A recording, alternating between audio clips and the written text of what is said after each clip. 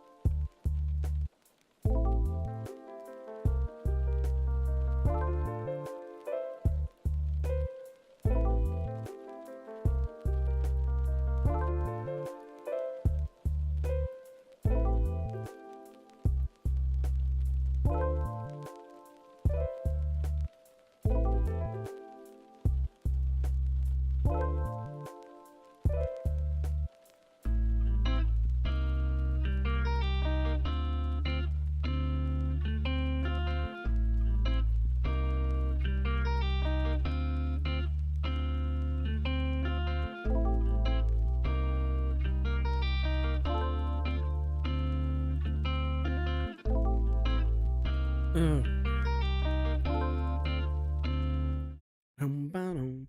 hello, hello, hello, hello, hello, hello, hello.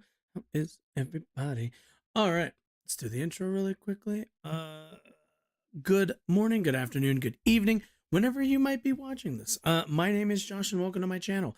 On here, we talk news, politics, current events, and yeah, we got some fun stuff today. First, we're gonna start off because I saw that this actually.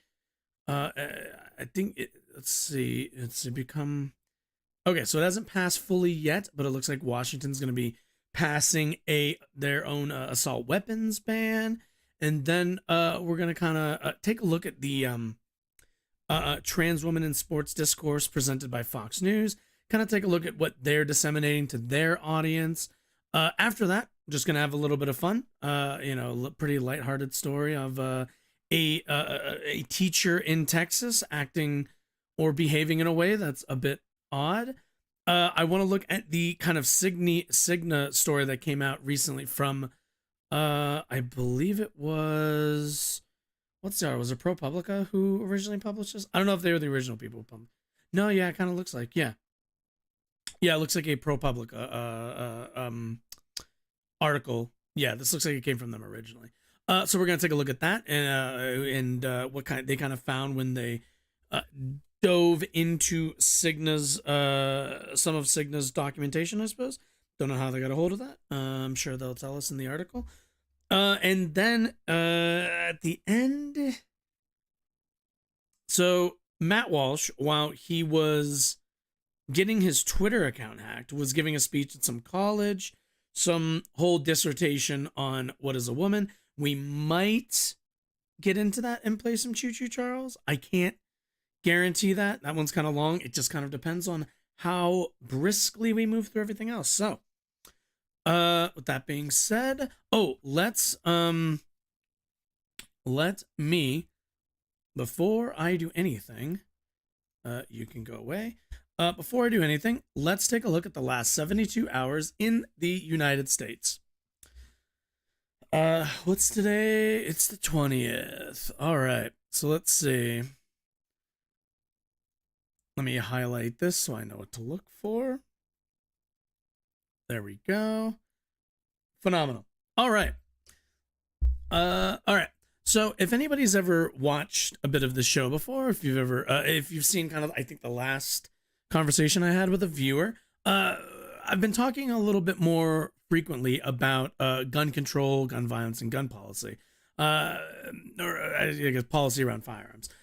With that, a big part of my argument is the societal cost that we pay to our relationships with firearms. There are legal arguments that I will leave to lawyers. What I'm concerned primarily with is the cost that we pay as citizens, as members of this society, for the proliferation of gun ownership in the United States. This is a uniquely American problem, or at the very least, I should say, it is a uniquely American phenomenon that so much of our population owns firearms. I believe it's 30%. It's one of the highest firearm.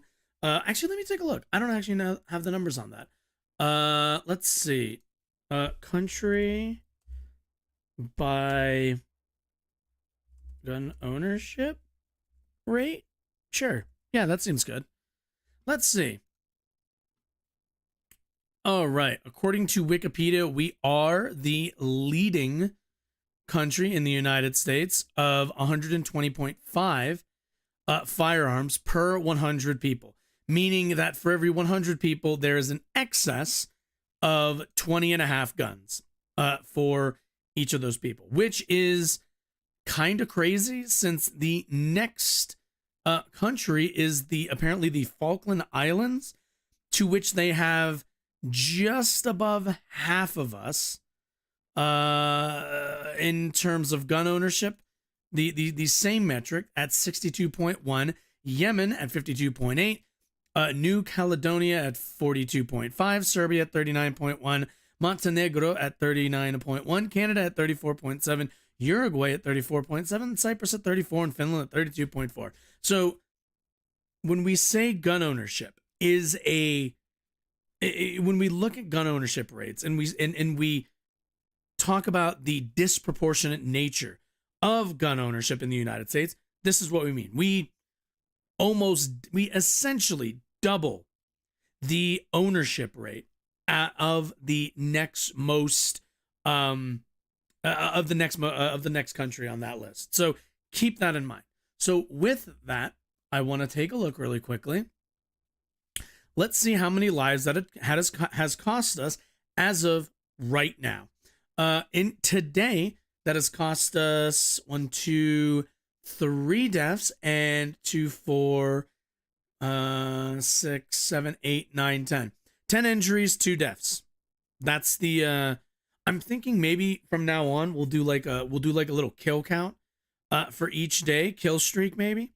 But that on just today, that is the cost of firearms in this country. You can make an argument that you're okay with that, and that would be fine. But that is the cost. So, moving ahead. Moving on to, and I guess kind of this is, obviously tangentially, or maybe not even, directly related to this. Washington is looking to become the 10th state to ban assault weapon sales. Let's take a look really quick here. Let me put this on dark mode. There we go. Washington is set to become the 10th state. What's the other 9? I'm kind of curious. 9 states with laws: California, Connecticut, Delaware, Hawaii, Maryland, Massachusetts, New Jersey, New York. Okay, I think I looked at this. Gun violence rates.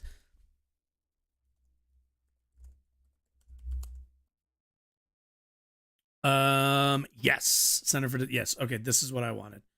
I remember we looked at this. Can I get a chart? All right, death rate. Let's do this. No, I want this one. All right, this is from lowest death rate to highest. What are those states again? Hit me with it. California. Let's see, where's California on here? At 9. We already saw Massachusetts. Actually, can I here, let's do this. No, not that. That's not what I wanted. Let's do this. There we go. That's what I wanted. All right, cool. Let's see. Death rate. There we go. Okay, cool. Sorry, I know. All right. So we got California pretty low on here at 9. Connecticut's. Can you go away? Let's see. Is Connecticut in the red? Doesn't seem like it. Where's Connecticut? Am I like missing? Oh, there it is. Connecticut 5.6. Delaware.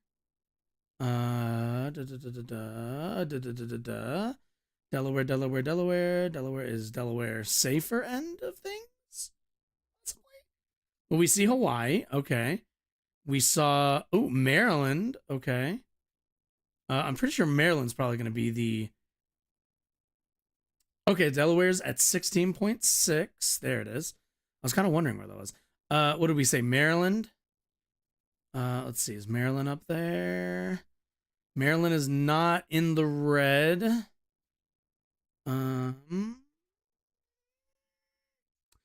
Maryland is no way. Oh my god, it's probably because I'm scrolling. I can't like. Oh, there it is. Okay, Maryland 15.2. Massachusetts we know is the safest in terms of death rate due to gun, and New Jersey and New York. So something that I talk about a lot, or at the very least, a point that I always want to make is passing laws to ban these weapons puts you. The most dangerous one of these is, I believe, Delaware at 16.6 in terms of death rate by gun.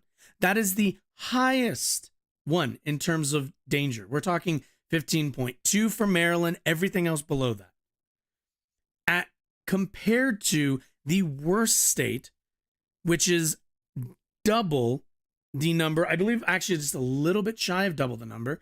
Because what is that? That's 16.6. So that's no, that is double. Because what is that? That's about 32 and some change. This is at 33, depending on the percentages. But the worst state, what this tells me is that these bans have, in effect, halved the gun violence in these states. Keep in mind, none of the states that they listed here, California, huge populous state. Connecticut, pretty populous. Delaware, a small state, but obviously somewhere in the most dangerous of them, a smaller state. All right. Hawaii, I don't know what the population is of Hawaii, but not a large state, not a California, but in terms of population, probably on the lower end. Maryland, kind of probably in the middle. Massachusetts, somewhere in the middle. Jersey, New York, those two are going to be pretty big, especially since both those populations are crossing over a lot. To say that, as they add Washington to this, where is Washington? Washington is already at 11.2. I will be interested to see what effect this gun ban has on that number. Because, again, the most dangerous state of the states that have implemented this, the most dangerous of them, has a gun violence rate, crime rate, that is half of the most dangerous state, that being Mississippi down in the South. Followed up closely by Louisiana and then New Mexico and Alabama and all these other very gun-friendly states. I think this demonstrates, I think this is a fair demonstration of what these kinds of legislative moves can have. But let's read, let's read. I just wanted to bring that up because I found that to be kind of in line with what I've been saying. Let's see. AR-15. Okay, to ban the sale of AR-15s and other guns, it classifies as assault weapons. Driving the news. The State House passed the assault weapons sales ban 56-42 on Wednesday, sending it to Governor Jay Inslee, who has already said he'll sign the bill into law. The bill previously passed both legislative chambers, but lawmakers then had to agree on amendments. Public officials nationwide have faced increased calls to crack down on semi-automatic military-style firearms like AR-15s, which have been linked to some of the deadliest mass shootings in the United States in the past decade. An AR-15 was used in last month's deadly school shooting in Nashville, Tennessee, as well as last year's school shooting in Uvalde, Texas, that killed 19 children and 2 teachers. The shooter, who killed 3 people and wounded another at a 2016 house party in Mukilteo in, oh my God, someplace, also used an AR-15. I am not, okay, I don't know, fuck that. The bill defines assault weapons to include more than 50 named types of military-style firearms, plus others with features such as a telescopic scopes or extra hand grips. Okay, so basically, so let's keep in mind, one of the prevailing arguments to gun rights advocates, right? One of their favorite go-tos, and we saw it in the gun control debate that we had on Tuesday. We saw a demonstration of this where they would say, "Tell me what an assault weapon is." To which, well, that is a designation for a group. Essentially, an assault weapon isn't one kind of weapon. It's what we designate it as. Meaning that you could say, and I think and if I remember correctly, I said this to him specifically. The AR-15 platform is what I would write my legislation to be. That platform of firearm could be designated as an assault weapon. If we're going to pass a sweeping assault weapon ban, then you need to define what those are, which it seems like they've done the work of listing out the models, listing out features, all the rest of that stuff. But there's always this like, well, tell me what an assault weapon is. And it's like, well, it kind of depends on what I define as it. If I just say AR-15s and AR-15 style rifles, that encompasses all AR-15 style rifles. So And then from there, it's like, oh, well, which features, do we allow some that are semi-automatic, or do we not allow some? All of that gets hashed out in the debate process. But yeah, I mean, this stuff can be done. I think this kind of proves that this sort of these sorts of moves can be successful. And again, we will see what effect this has on Washington, writ large, as the bill gets signed into law. Now, also, let's see. Keep in mind also, okay, so let's see. The bill won't stop people from owning the weapons if they already have them, which makes sense. I don't think there's really a realistic world, and I've said this before. There's really no realistic mandatory gun buyback program in this country. To me, that is unrealistic as a option, as that is to me the extreme of gun control that I think is ridiculous and not really worth having a conversation about. The same way the idea of you fighting the government with your AR-15 is ridiculous on the other end. That's absurd. Neither of these two things reckon with reality that, and I think I said this dude yesterday. If you have an AR-15, guess what? The federal government has drone strikes. They has drones. They will just drone strike your bitch ass. I don't like, this never makes sense. This argument's never made sense to me unless you add in all of these qualifiers and you assume a whole bunch of scenarios and political strife and agreements on to your side. No, I'm sorry, but no, that's not how that's going to work. Where, and same with buyback programs. I think buyback programs are just as absurd, just a different kind of absurd, but absurd nonetheless. Let's see. It will ban new sales and distribution of firearms, as well as manufacturing and importing.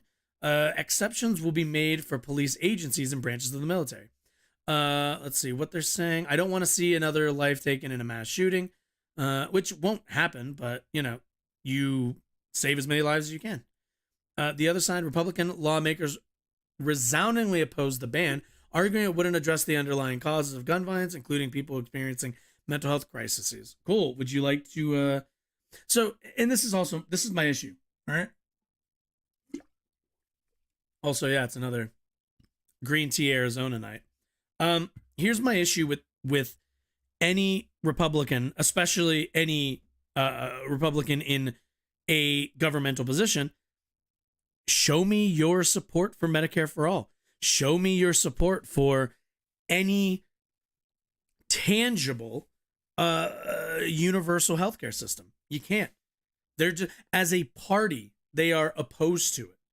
So for them to throw out, oh, well, there's the healthcare aspect of it. Well, that's really nice. I certainly think that is an element. It's not the end all be all element. Unfortunately, one just can't blindly wave or vaguely gesture towards mental health. Every other country has mental health issues. We're not the worst in terms of our mental health issues. What we are is the worst in terms of our mental health issues when it coincides with gun ownership. Go take a look at Japan. Do you remember that guy who shot Shinzo Abe? Do you think think about all the work that guy had to do to create that like homemade firearm, right? Now, Japan does not have the greatest in terms of mental health care rates. So why are they living in a less deadly society? Because they don't have guns freely. Now, again, this is the United States. It's a different context. We are not Japan. But the argument that it's solely the mental health, no, that's not that is a factor and a large factor. But we need to reckon with both ends of this. Let's see. They also said the restrictions would infringe on people's constitutional gun ownership rights. Deal with it. That's my argument to that. Every single day you live with an infringement on at least one of your rights. Every single day. Every single day you're being spied on. Search and Caesar. Every single day, there are people in this country who are told that they are not allowed to yell fire in a crowded room. We live with infringements on our rights because no right really is absolute. There just isn't. So it's kind of the thing. It's if we lived in a society where every right that we were given was an absolute one, we would be in a mess. I think it would absolutely be a mess. I will not vote to take away my family's right to keep and bear arms. See, okay, which that's already stupid because nobody's arguing to take your guns away. If you already own them, you can keep them. They always say this where it's like, oh, well, now it's like, well, no. If you already own an AR-15, what the fuck do you need a new one for? Honest to God. Like, what do you, okay, you already own one. So what are you worried about? What are you worried about a ban for? You already own one. You can already protect your home with it. So what's the problem? We're not coming to take it. Washington already has stricter gun laws than most states, including a voter-approved ban on people under 21 buying assault rifles. God, imagine thinking that's like beyond the pale. Last year, the legislature passed a ban on sales of high-capacity firearm magazines that hold more than 10 rounds. Makes sense. I'm wondering, okay, so high capacity, pass a ban on high capacity firearm. Oh no, I guess high capacity. Yeah, it doesn't matter. So yeah, you can't. Yeah, nothing over 10. Yeah, which basically knocks out a lot of AR style rifles. Besides this year's assault weapons ban, Washington lawmakers also passed a bill that will impose a new 10-day waiting period on firearm purchases, as well as require people to complete firearm safety training before they can. Oh my God! See, a lot of this doesn't really do anything if you're a gun owner. Is it inconvenient? Yeah, it's inconvenient. But if you're asking me the trade of inconvenience to save, hundreds of lives a year, I'm actually okay with that. I have no problem with that. Let's see. The ban is set to take place immediately once it's signed by the governor. Man, good for them. Anyway, let's watch like a video on this so we can kind of synthesize this a little bit more. But I really like this. I like waiting periods. I don't think they're at worst inconvenient, and at best stop somebody from committing suicide irrationally. So the bill clearing its final hurdle, passing in the House 56-42, mainly along party lines. One thing the legislation does not ban. I guess they probably, it always throws me through a loop because I'm like, man, 56-42, fuck. I get, man, they have like quite a lead then. That's great. Is possession, leading more customers to go to gun stores before it becomes law. Makes sense.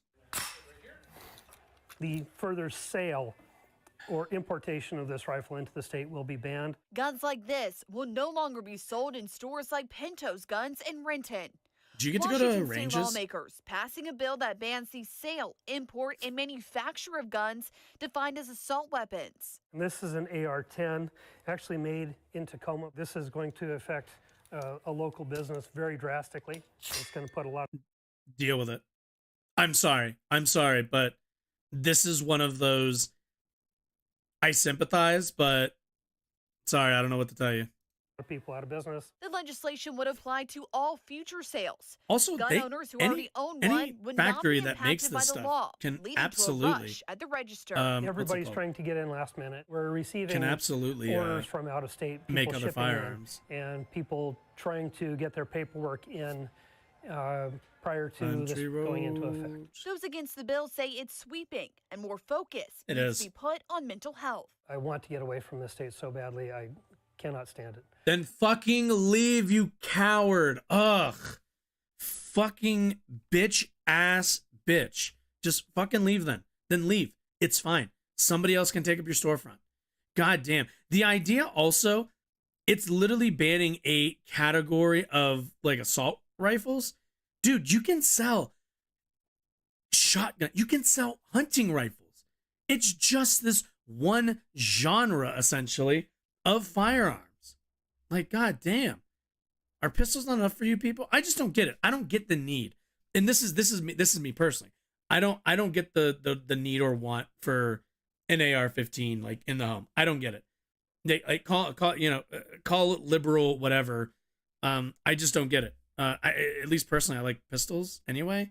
But it's just so weird. Like The politics have just driven me away. It's a huge victory. But it's something supporters, like Alliance for Gun Responsibility, have been fighting for in Olympia for years. I was in Olympia the day that it was initially voted off the Senate floor. That was just an incredible and moving Amazing. moment of history. I will genuinely never forget what that evening felt like. Backers of the bill say this will save lives, citing a federal study that It shows definitely if will. the federal assault weapons ban stayed in effect, it would have prevented mass shootings. Until we see DC take It should have certainly prevented. I don't know if it would have prevented all.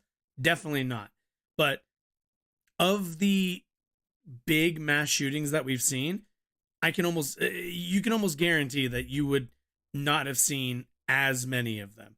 And maybe if they would have happened, they would have been carried out in a less effective manner. The issue with AR-15s is that they are too effective because keep in mind, the AR-15 platform is built for military and like war zone scenarios, right? Like the entire premise of an AR-15 is to be a military war zone style rifle, but with kind of shaved down a little bit to fit into a civilian format, right? But regardless, we don't live in war zones. Therefore, meaning that the only use for it, the only reason why you would ever pick an AR-15 over a Glock 19 as an example is if you wanted to cause more harm. It's really wild to me whenever gun owners and gun rights advocates come in and go, you could do the same damage with an AR-15 that you could with a pistol. To which, I'm gonna be a bit reductive and be a little bit of a gamer boy when I say, when you go and play fucking Warzone, or when you go play Call of Duty, do you only play with pistols? No. We all understand that handguns, pistols, are not as effective as any AR style assault weapon, any of these platforms. They're just not. Anybody who says otherwise is being dishonest and being really fucking stupid to try and make a really obvious point that everybody else understands. I just can't. That's the lie that really bugs me the most. It's like, oh, well, it's not that much more. Yeah, it is. A long barrel rifle, one that is, I believe it has to be under 16 inches. So we're talking about 15 inches is going to give you accuracy that a 4 to 5 inch barrel on a pistol will not. And even then, I actually think 4 to 5 inches is being generous, but it's just not. That's absurd. Nation-based action, I think it will fall onto individual states to really write the direction of what our future looks like so that we can prevent tragedies like these. Governor Jay Inslee says he will sign the bill into law and it will take effect immediately. In states with similar laws, Jay Inslee sounds litigation based. has followed. Joyce? At least on this specific topic. I don't know the rest of his politics. Either way, point being, and this is kind of a bit of a, I've said it throughout this whole thing. I want people to be honest about what their intention is when it comes to advocating for unfettered gun rights and reckon with the costs that we pay as citizens, as a society. And again, I think I said it to, I don't remember if I said it to Homeboy on Tuesday, but if you're okay with, what did I say? I think I said 2 dead, 10 injured or something just today. If you're like, that's fine, I got no problem with that, go forth. But don't look at me like I'm the crazy person because I don't like the idea of 2 people of losing their lives. 10 injured, maybe those 10 people survive, maybe they don't. And just so I can have my Beretta that's under my bed. Like, that's just, I don't know what to tell you. You know, it's just, these are the costs. And you either want that cost to be lower at your expense, or you want that cost to be higher at your benefit. Either way. Okay. Oh yeah. No, we'll talk about Texas after the fun story. Okay. So, a teacher in Texas. Let's read the article really quick. A substitute teacher in Texas middle school was fired for encouraging students to fight in class. The unnamed teacher at Kimbra, whatever, middle school in Mesquite was fired last Thursday after district officials obtained video of in-class fights from the previous day. Oh man. Video was recorded by a student who some others left the classroom bloody. Oh my goodness. In the footage, the teacher told students not to record the fighting, threatening to take phones away. Oh my God. All right, let's take a look. This just sounds kind of wacky as fuck. 30 seconds. Okay. Can I get, here we go. Flip that.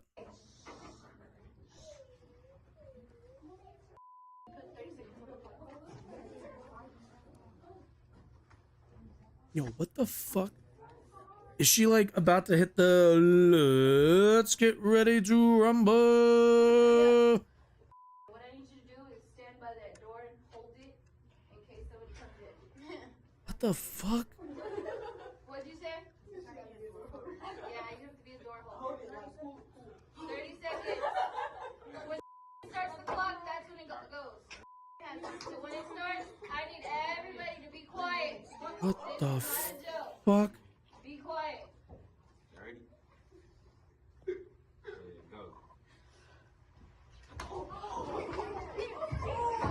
What the fuck? Bro, what the fuck is going on with Texas, man? And do you think Honest to God, what the fuck is going on with Texas? Like, who thought this was a good idea? Does she have like an argument here of like, oh, okay, let's see. The teacher told students not to record. I was devastated. I was like, I couldn't watch the full video. Said mother of the student recorded it. I had to stop it multiple times because I didn't think it was real. Like, what the fuck? What is going on with Texas, guys? Fucking crazy. Look, okay. I get it. Teachers are underpaid and underappreciated in our society. And kids are fucking awful. But, yeah, hosting hosting fucking third period Fight Club, not the answer. Not the answer. I didn't think that we needed to have that conversation in schools, but yeah, seems like we do again. I can't believe it. That's fucking wild. Cowboy shit, yeehaw is fucking right. Oh yeah, actually, I want to look at this Texas bill. I saw, since we're on the topic of Texas, let's take a look at this Texas Senate bill. I heard about this from the Majority Report. It sounded kind of crazy from a caller, so I'm kind of curious. All right, Texas Senate passes bill to seize control of elections from local authorities.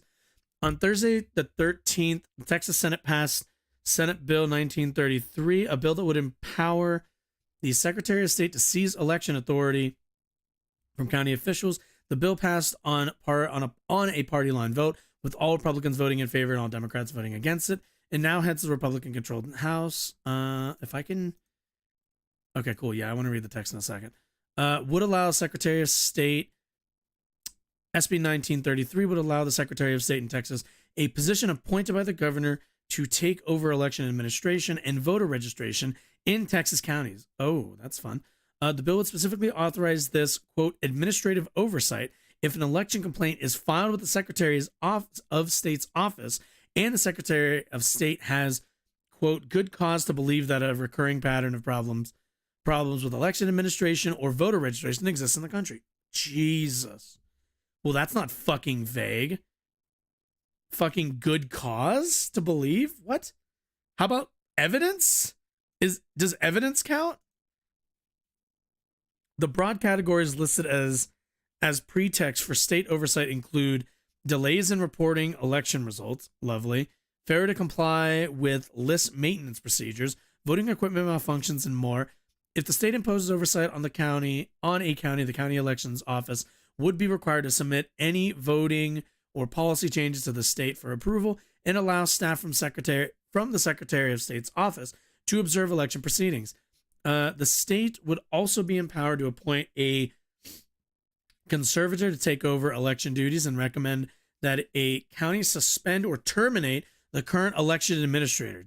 What the fuck? The governor is trying to override voters to replace lead. Oh, quote, the governor is trying to override voters to replace leaders he can't control. ACLU Texas tweeted about the legislation. Show me. People don't give a shit anymore. I work security job. Today somebody lied about their name being leprechaun. They literally don't give a fuck. I've been there. I've worked retail. I've been there. People are fucking savages. Texas Senate bill passed, SB 33, giving governor just like in Houston. Governor's trying to override. Yeah. This is going to be challenged in the courts. Might be, but no, go back to dark mode. In recent years, Texas state officials have clashed with local elections administrators who aim to expand voting access, especially in Democratic strongholds like Harris County, home to Houston. Lovely.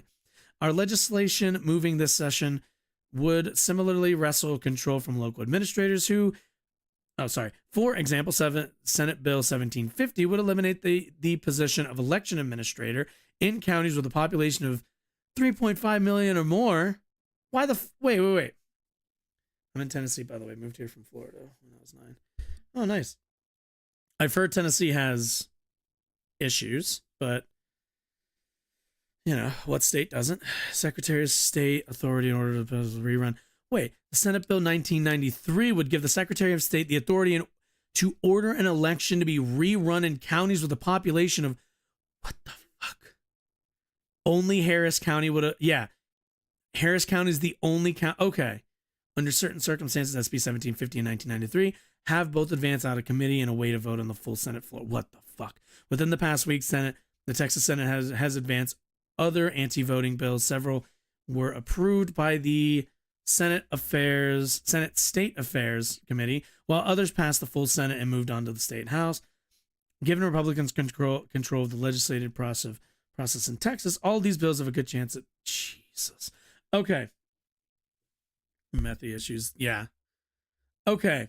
So let's be really honest here. The Texas Republican Party is genuinely just trying to rig elections at this point. Can I see the actual language here? Oh, it's kind of funky to read. Okay. One, implementation, administration, oversight, county election. A Secretary of State's office may order administrative oversight. We're going to zoom in because my shitty vision. Okay. Oh, that's so much better. An administration election complaint is filed with the Secretary of State, which I feel like almost anybody could fucking do that. Secretary of State has good cause to believe, malfunction in voting system equipment, unfair distribution of election supplies, errors in tabulation of results, delays in reporting and discovery of voted ballots after the polls close. Wait, what? So wait. Okay. This is okay. So let's get this straight. Okay, let's understand this. This would give the appointed Secretary of State the ability to take over an election in any county due to a complaint being filed by anyone.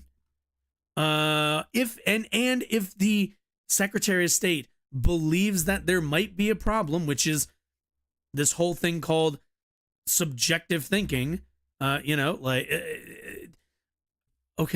if there is a malfunction in the voting system, which sometimes the machines fuck up and come back, like turn off and turn back on, unfair distribution of election supplies, that seems pretty, not every county, at least within one county, not every polling place is going to have the same supplies. So you're kind of always going to see, unfair really isn't the word. It's just some are smaller regions for people to send in their ballots. Errors in tabulation. Okay, that's like a real one. An error in tabulation is not good. Delays on reporting election returns, that's like what hey, you need to tell us within this amount of time or we take over. You know, like if they set the time frame to be so small that they can't count all the votes and tabulate them, then their reporting obviously is going to take a bit of time, especially in the larger counties. Tabulation takes quite a while. And all of these are kind of sussy. This last one to me is kind of the cherry on top. Discovery of voted ballots after the polls close, which to me says, so a lot of times, right? A lot of times in elections, you have people who either mail in or drop off their ballots, or you know, they've already collected a lot of them, and these are like last minute voters, right? So as they're doing all of the you know, as basically they gather up all of the votes, there is a decent chance that they're going to put them in a box, or they're going to put them in some location. They're going to count a bunch of them. Polls are going to close, and they're going to keep pulling in more votes. And because that's kind of vague, and that's legal jargon right there. Discovery of voted ballots after the polls close. Meaning if you find, you know, if you find the like box, I don't know, like last name W through Z, right? You find that box after polls have closed, after you've already counted a lot of votes. This can give you grounds to say, that's a bit sussy. Because, and the reason for this is because like after 2020, there was a lot of misinformation and disinformation revolving around, I want to say it was in Arizona. There was like video footage of essentially a poll worker sitting in wherever they were sitting, and were then handed, like after they were kind of done with a big stack or done with something, they were then handed another like set of box of votes basically. And that was characterized as nefarious, as malicious, as suspect or whatever. When what was actually happened is they found another box of votes that they hadn't counted for yet and were processing those. But because there were people who were ready to read that in the most malicious and conspiratorial fashion, that, you know, they took it all the way, you know, as far as they could, all the way to a recount in Arizona, which didn't get them anything.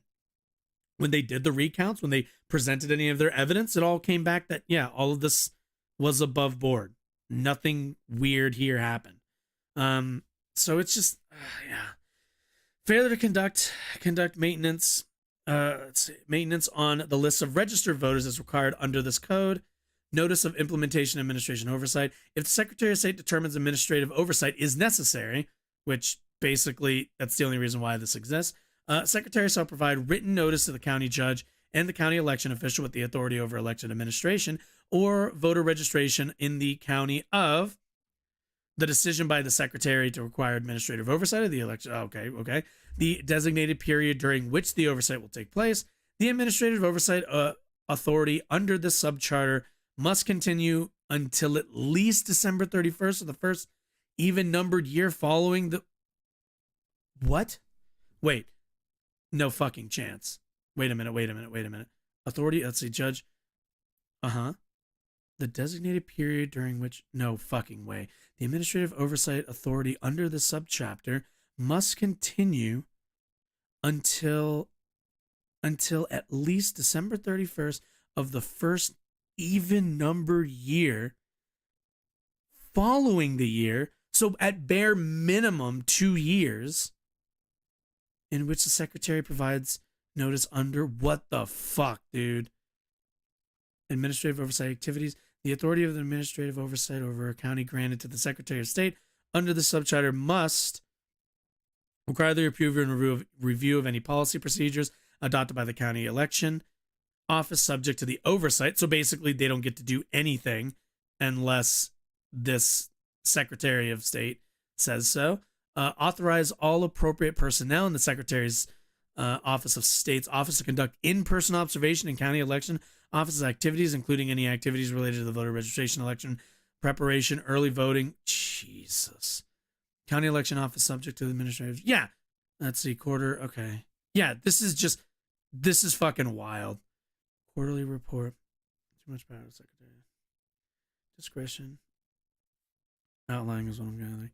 Well, the problem is, so a big problem with this also, Talfry, keep in mind, is they also have, what other bills were those? Ah, damn, I don't think I have the article. Oh, wait. Oh, I closed the article. There were two other bills that essentially negate. I'm pretty sure I have it in my history. Here, we'll just do this. Where is it? What was that? Was that? Was it this one?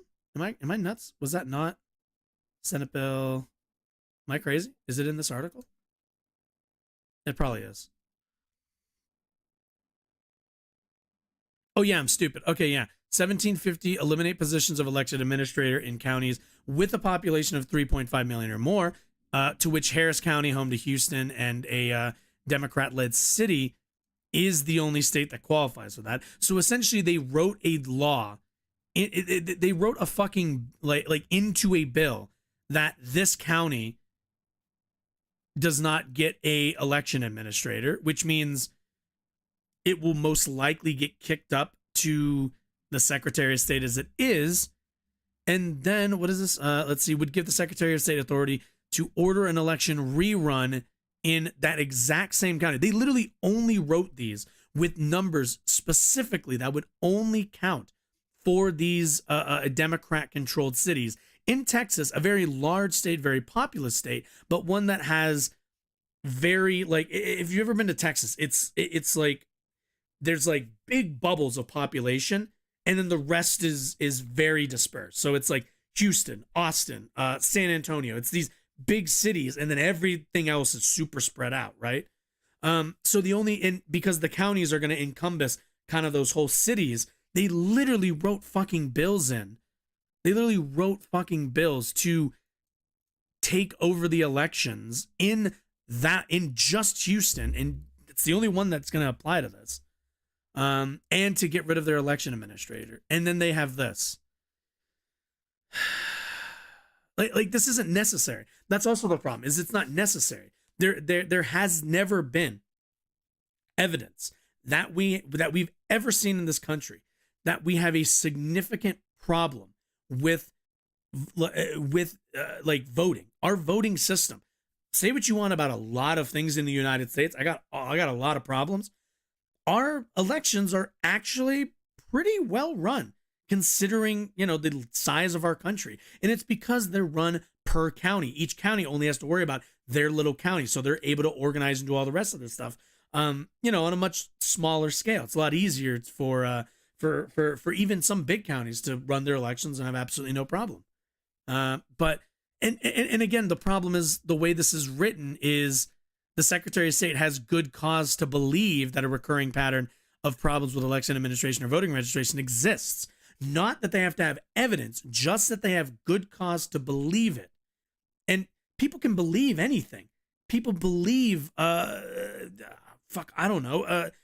people believe fucking aliens walk among us. People believe Bigfoot is walking around somewhere in the Rockies, I think. People believe a lot of things and can have good cause to believe in anything.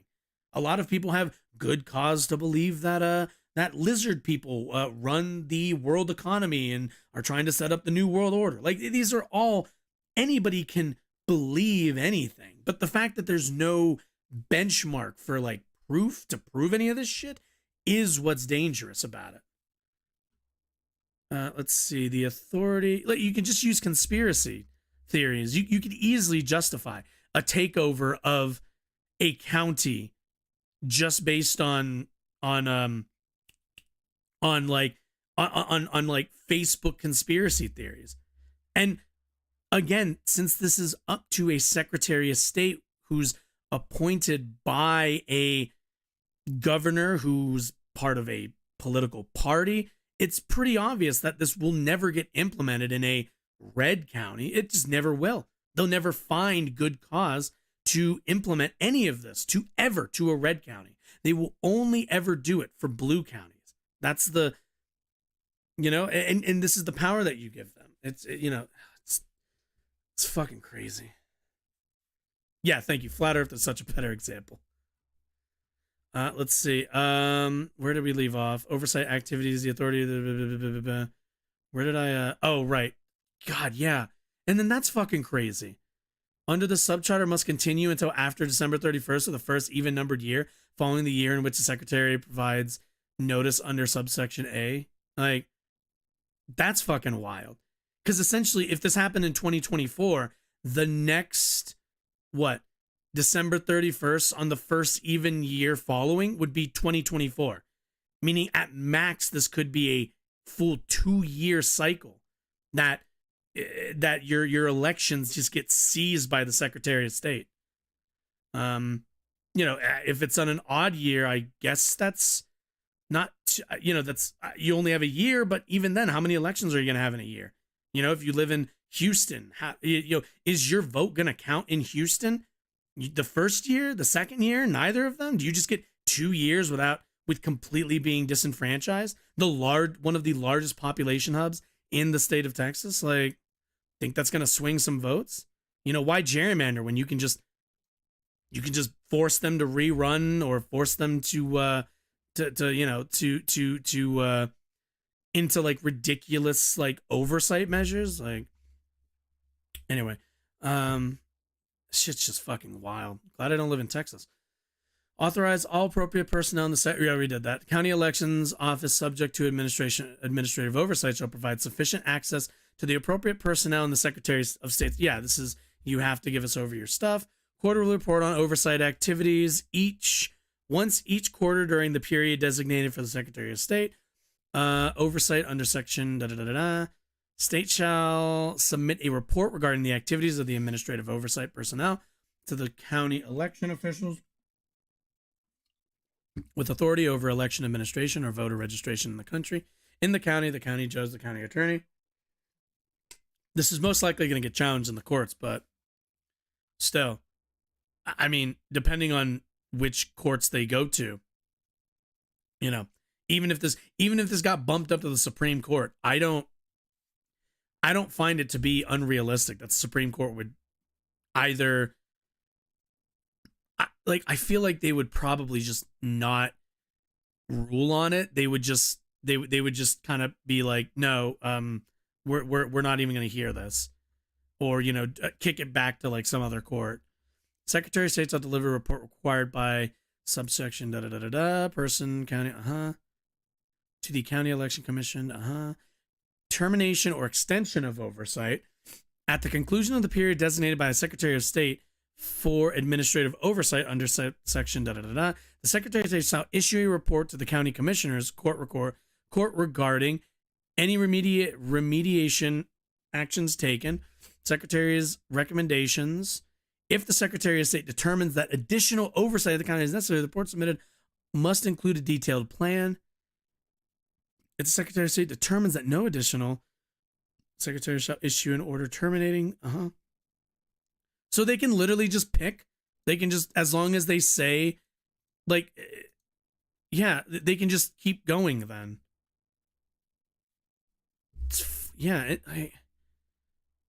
Appointment of conservator. The Secretary of State shall appoint a conservator to oversee elections in the county if that conclusion of the period is designated by the Secretary of Oversight under, oh my God. Yeah, okay. Do we all remember what happened to Brittany? Literally, the Secretary of State can just appoint a conservator to watch over that county if he decides he wants to move on to another county. This is fucking wild. Recurring pattern of problems with election administration or voter registration described under have not been properly remediated and continue to impede an extension of administrative oversight under if the county of which the conservator is appointed under has an appointed elections administrator under 3132, Secretary of State may provide a written recommendation to the county election commission for the suspension or termination. Wait, if the county for which a conservator is appointed under subsection A has an appointed elections administrator under section 31032, the Secretary of State may provide a written recommendation to the county election commission for the suspension or termination of the elections administrator. Notwithstanding any other provisions of the subchapter, the Secretary of State may immediately appoint a conservator to oversee elections in a county, regardless of whether administrative oversight of the county has been previously conducted. So we can just keep doing this then. Secretary has good cause. What the fuck? A recurring pattern of the problems with elections. Okay, if the problem keeps going, the immediate appointment of a conservator is necessary to properly remediate the problem. If a conservator is wait. A recurring pattern of problems with the election administration or vote registration, as described under Section 31.017(2), okay, exists and substantially impedes the free exercise of citizens' voting rights within the preceding 2 years, and the immediate appointment of conservator necessary. If a conservator is immediately appointed under subsection C, the Secretary of State may simultaneously authorize the administrative oversight of the county to be conducted in the manner provided by this. Oh my Jesus. A conservator appointed under this section serves until the first uniform election date after the Secretary of State determines that the recurring pattern of problems with the election as described under what the what until the first uniform. Okay, so assuming, okay, let's be generous here. They take over in an odd number year. They then decide that after 1 year of overseeing an election in, we'll just say Houston, because it seems like that's what their big target is. The Secretary of State takes over oversight of the elections in Houston, decides that that the elections are fixed now, but puts a conservator in place basically to watch over it while he isn't still overseeing the elections. And that person sticks around until the next election after the Secretary of State finally decides, okay, we're finally done. Only once he's like, all right, we dicked around for a year. I think we might be done. You still have to wait till another election cycle to, I don't even know what the fuck uniform election date is. I don't know what that is. What is uniform election date? This is fucking wild. There's no way. Fuck me. Election. Nope. Electric field. Nope. Modifications to uniform election code. What the fuck? Huh? This is Colorado. I don't need Colorado. Texas? Texas? Important okay. I don't know what uniform means, and I don't know what that's in there for. Secretary of State may adopt rules necessary to implement the administration oversight. This is oh my God. Public release of preliminary findings of audit. If the Secretary of State completes the audit of a county under subsection B1 before the end of the 2-year period, the Secretary may randomly select another county with a total population of less than 300,000 to be audited. That's nice. If no later than July 31st of the first odd-numbered year following the commencement of the audit under the section, the audit finding demonstrate the Secretary of the State that a recurring pattern of problems with the described under subsection exists in an audited county and the problems impede the free exercise, shall publicly release the preliminary findings of the audit, recommend the county of administration oversight in the subchapter, may conduct an audit in the elections held in the county, Secretary of State shall adopt rules as necessary. Takes effect September 1st next year. Or no, this year. I wonder why. Jesus.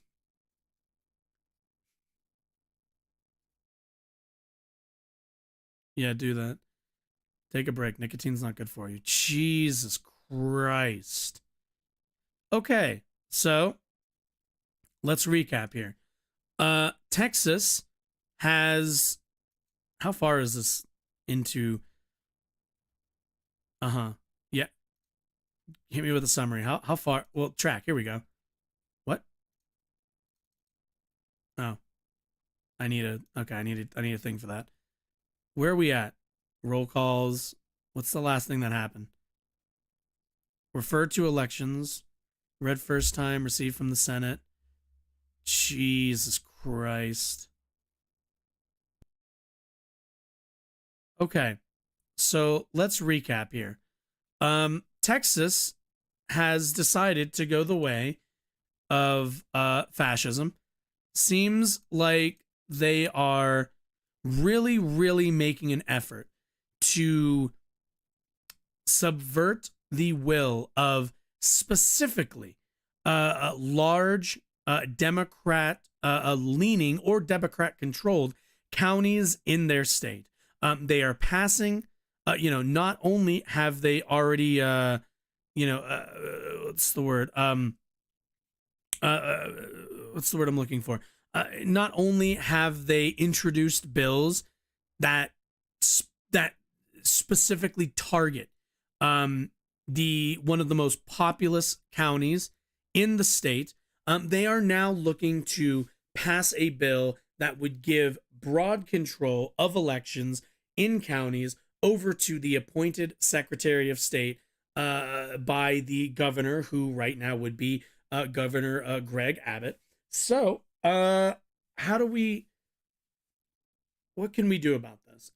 Well, besides people protesting, besides people getting out there and voting and really, really, I think making a stink about this in the state, this will most likely pass. It might get challenged in the courts. I don't know what the viability is in terms of getting a correct decision.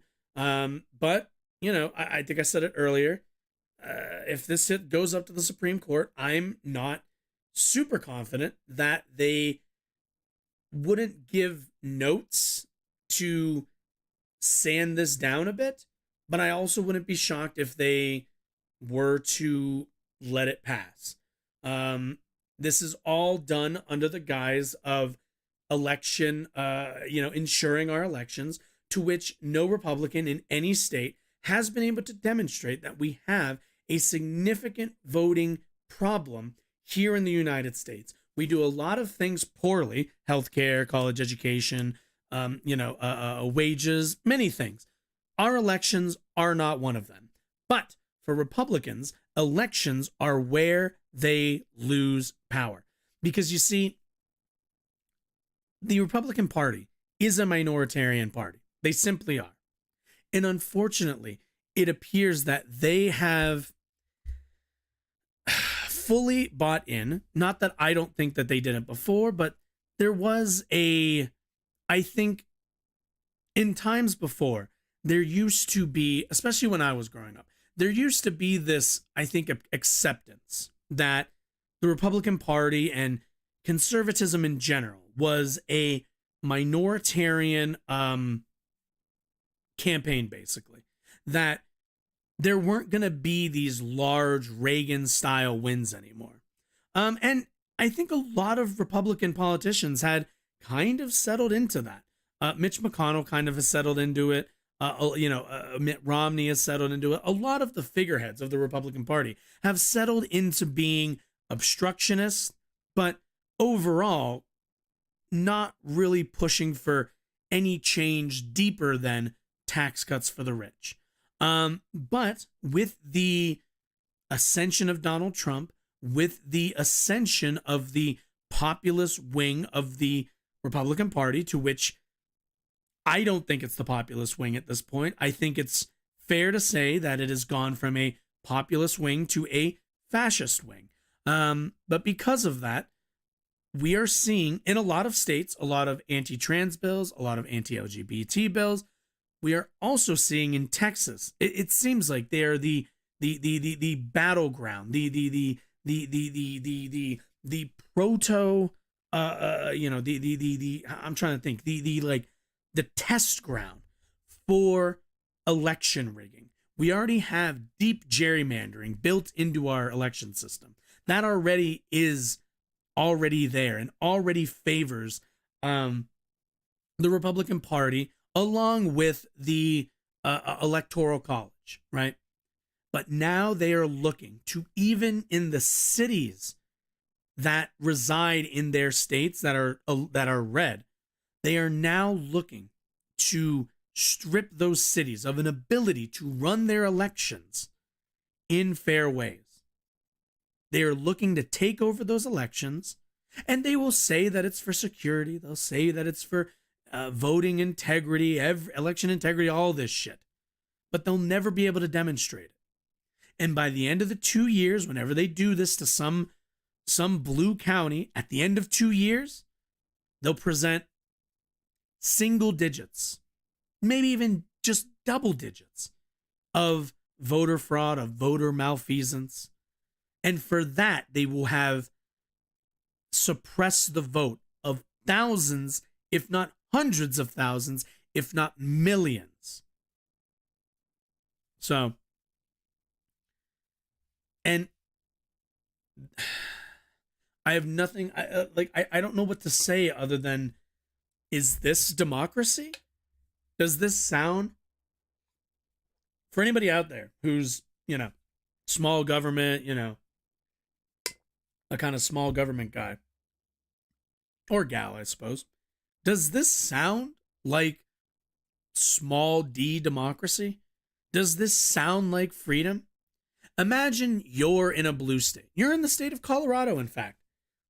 And we had passed a law allowing our governor, Governor Polis, to instruct his Secretary of State, whatever the fuck his name is, to take over and oversee your elections. You'd probably think that's a bit sussy, don't you? But, I don't know if that'll penetrate to some, I suppose.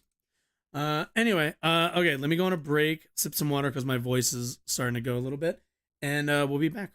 So hang out. Also, hit the follow button if you're on Twitch, and the subscribe if you're on YouTube, because it's cool, and that's what cool people do. So do that.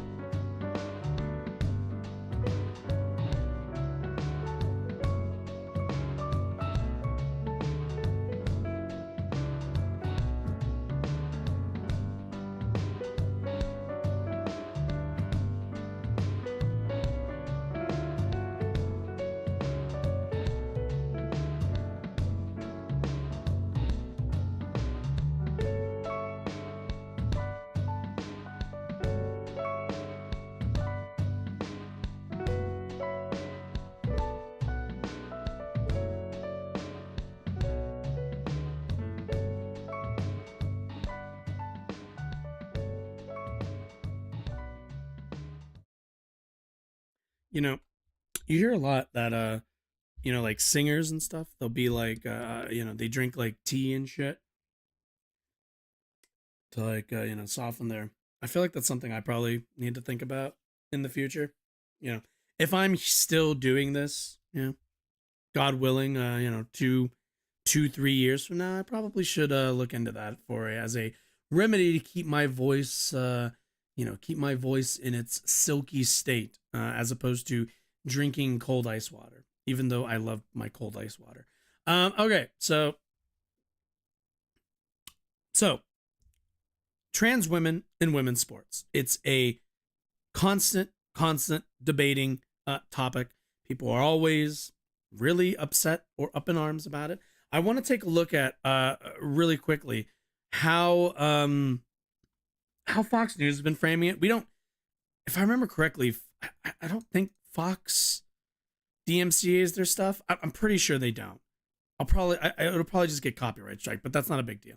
But either way, I want to see this. I guess there was a Save Women's Sports bill. Let's take a look, actually. Whoa, Sav. Women's sports bill. Let's take a look. Let's take a look. House. Oh, here we go. All right, cool. House passes anti-trans sports bill. No shocker there. It's a Republican. Imagine. I want anybody who's a Republican voter also to think about this. All the problems going on in the United States. This is what they've passed in the House. You know, they've taken lead of the House. This is what they've chosen to pass. Let's keep that in mind. You know, your wages, you know, food prices, every name any problem. Is this the one that you really need the federal government to be working on right now? House voted on Thursday to pass GOP-led had issues with the veto, don't care. I just want to see what the okay, let's see. Titled Protection of Women and Girls in Sports Act. Okay, let's see. Democrats say no, can I just get the text, god damn it? Okay, fine. House committee, no.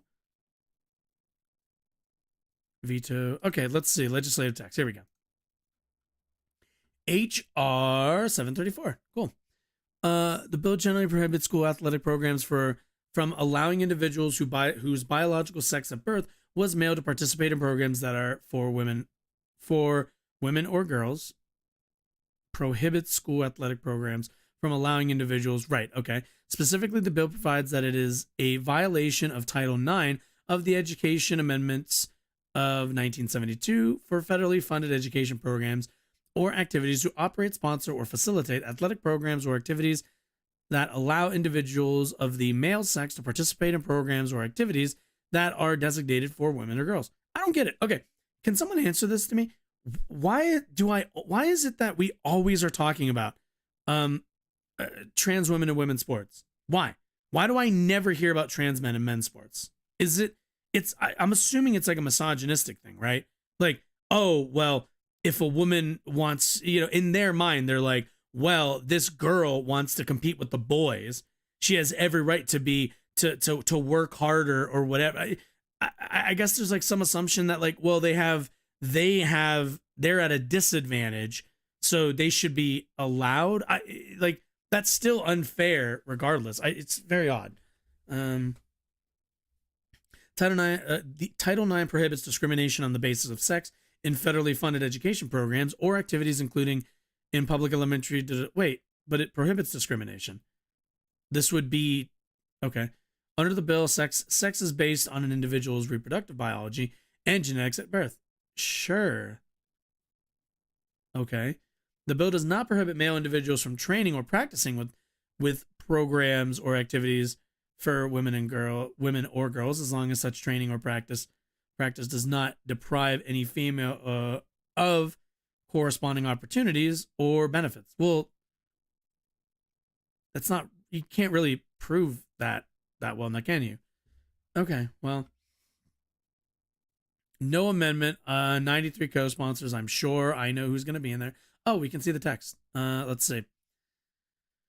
Oh, goodness gracious. Short line. Act may be cited as, okay. Shall be a violation of subsection A for the recipient of federal finance assistance who operates, sponsors, and facilitates programs, activities to permit a person who is sex male participate. I just don't understand why you wouldn't write this both ways. Like, you can't participate in sports for the opposite sex that you were born with. I don't know why you wouldn't just write it like that. It really lends credence to the argument that it's just like it is just a discuss thing in terms of like the loss of manhood, I guess, or of a man. It's like this. What it is, I think, actually, is this this obsession over the predation that women and girls are from trans women, to which I've never seen evidence that actually exists. It's pretty much just a myth. It's not really real. It's just a thought that people seem to have. Anyway, so yeah, that's that. So let's take a look. I think there were some extra drums off the top of our show there. I liked it.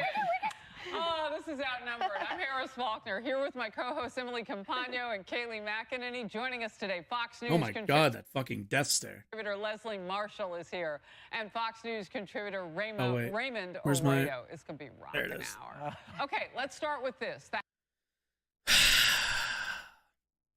Why? Can I just ask why? Why does Fox News consistently demand any black person to align with basically non-black aesthetics? It's very tiresome. Candace Owens does it too. It's very tiresome. The House just passed a controversial new bill on a party line vote which could fundamentally reshape the way public institutions deal with transgender athletes in sports. Too bad it's not going to pass the Senate, so The it's pretty Protection meaningless. of Women and Girls in Sports Act aims to amend Fucking Title mouthful. IX's definition of gender, making the criteria based solely on a person's biological sex at the time of birth. That new definition would effectively bar transgender women from competing in women's sports, This in is true. particular in public schools and universities across America. And while the bill's passage, So keep in mind, this doesn't even preclude. Again, I said this earlier. This doesn't even preclude trans men from competing with men. It's only trans women that they have a problem with. It's very odd. It's really weird to me.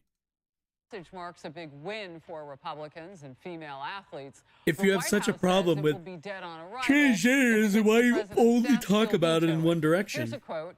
At a time when transgender youth already face a nationwide mental health crisis, a national law that further stigmatizes these children is completely unnecessary, hurts families and students, and would only put students at greater risk. True. The president actually were presented with H.R. 734. Yeah, no he would shit. veto it, as I mentioned. House Speaker. Also, keep in mind, if you are if you're a high schooler, if you're like a trans high schooler and you also like competing in sports, this is an entire avenue that you now can't compete in.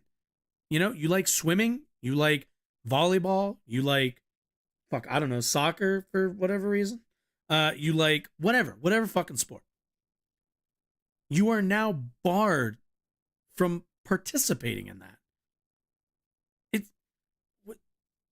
Why? What's the harm? This is what I don't understand is, what is the harm to any of this? Will there be girls in that school who will, I don't know, be upset by their presence? Sure. Guess what? They have to do this thing that we as adults have done, which is called grow the fuck up. Like, at the end of the day, people who are we kind of saw this with Leah Thomas. People make such a big stink about Leah Thomas, especially in the Riley Gaines situation. They both tied for 5th. There were 4 other biological females who were better than both Riley Gaines and Leah Thomas. So the argument that Leah Thomas is just outpacing all these other women is bullshit. And to this day, we have not seen some horrible rash of trans women just dominating sports. Again, I want to make this clear, actually. Let's be fully transparent. Where is it? No, wait, we can close all this. I don't need those. What is fuck? I don't remember what their character name was. So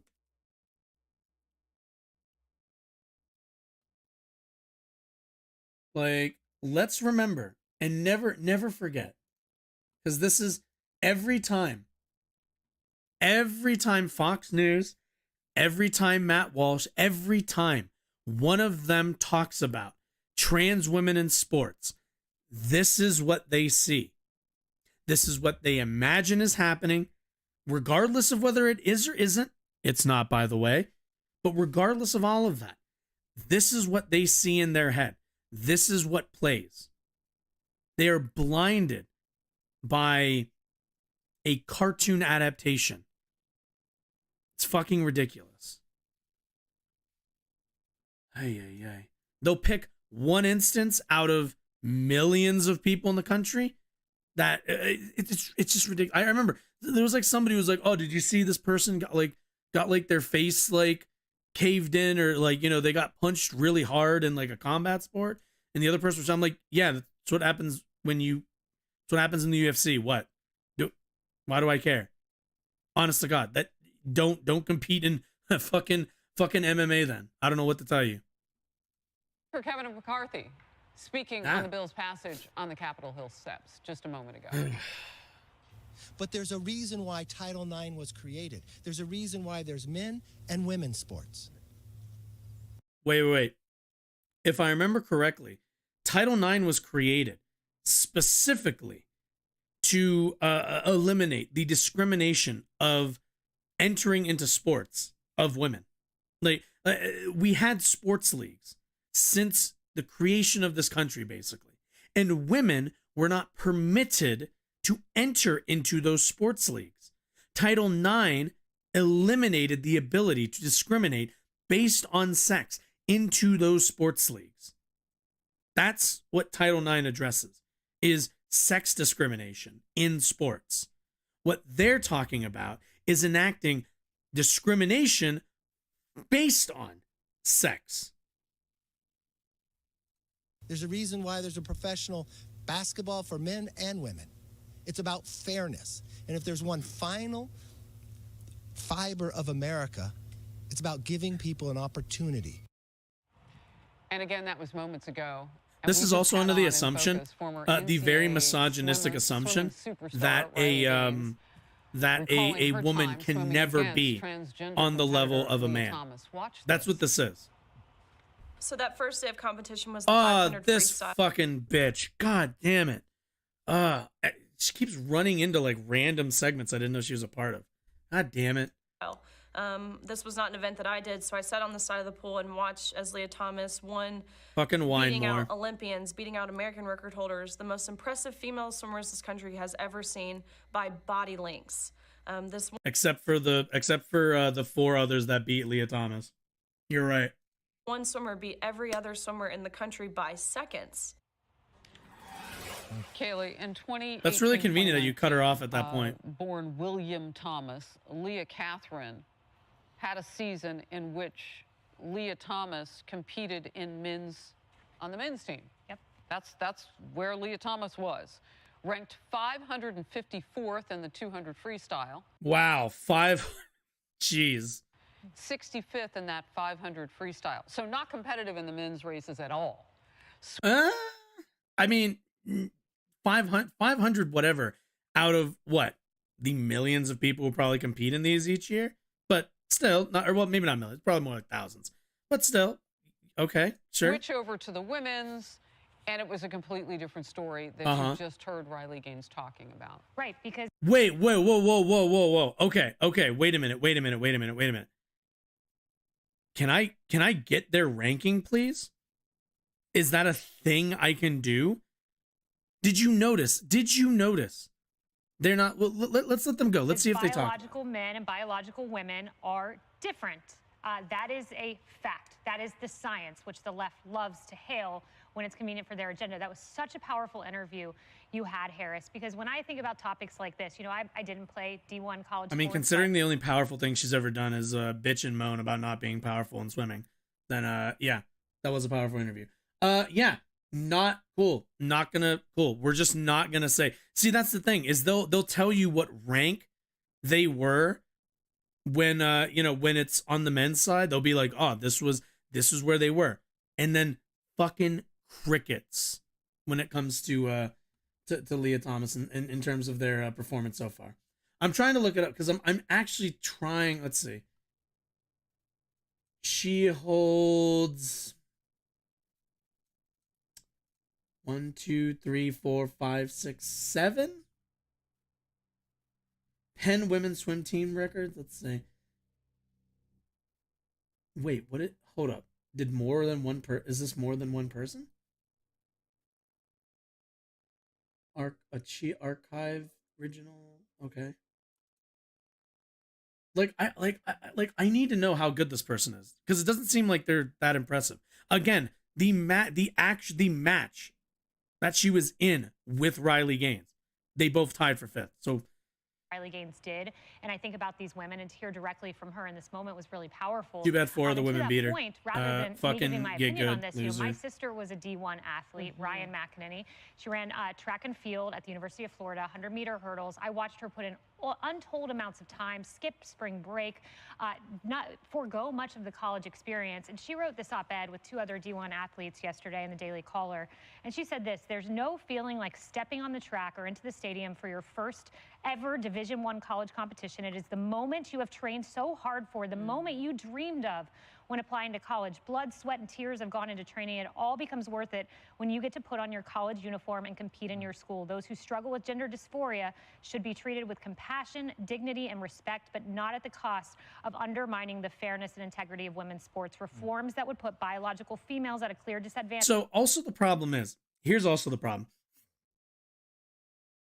There seems to be this very general, there's a lot of generalities that I find comes up in the, trans women and women's sports debate, where it's always this, it's always unfair. Well, is it?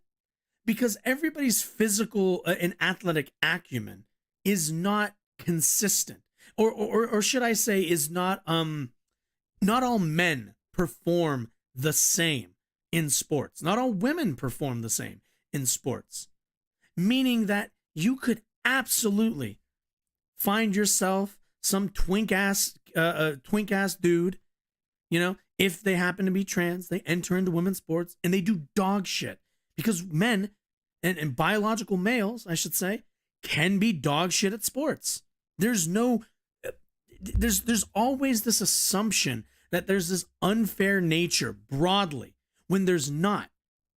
We as humans, we're all rather different. And also depending on how, how much your, physical traits are actually in terms of ability are higher or lower, depending on certain factors like, your muscles and everything else.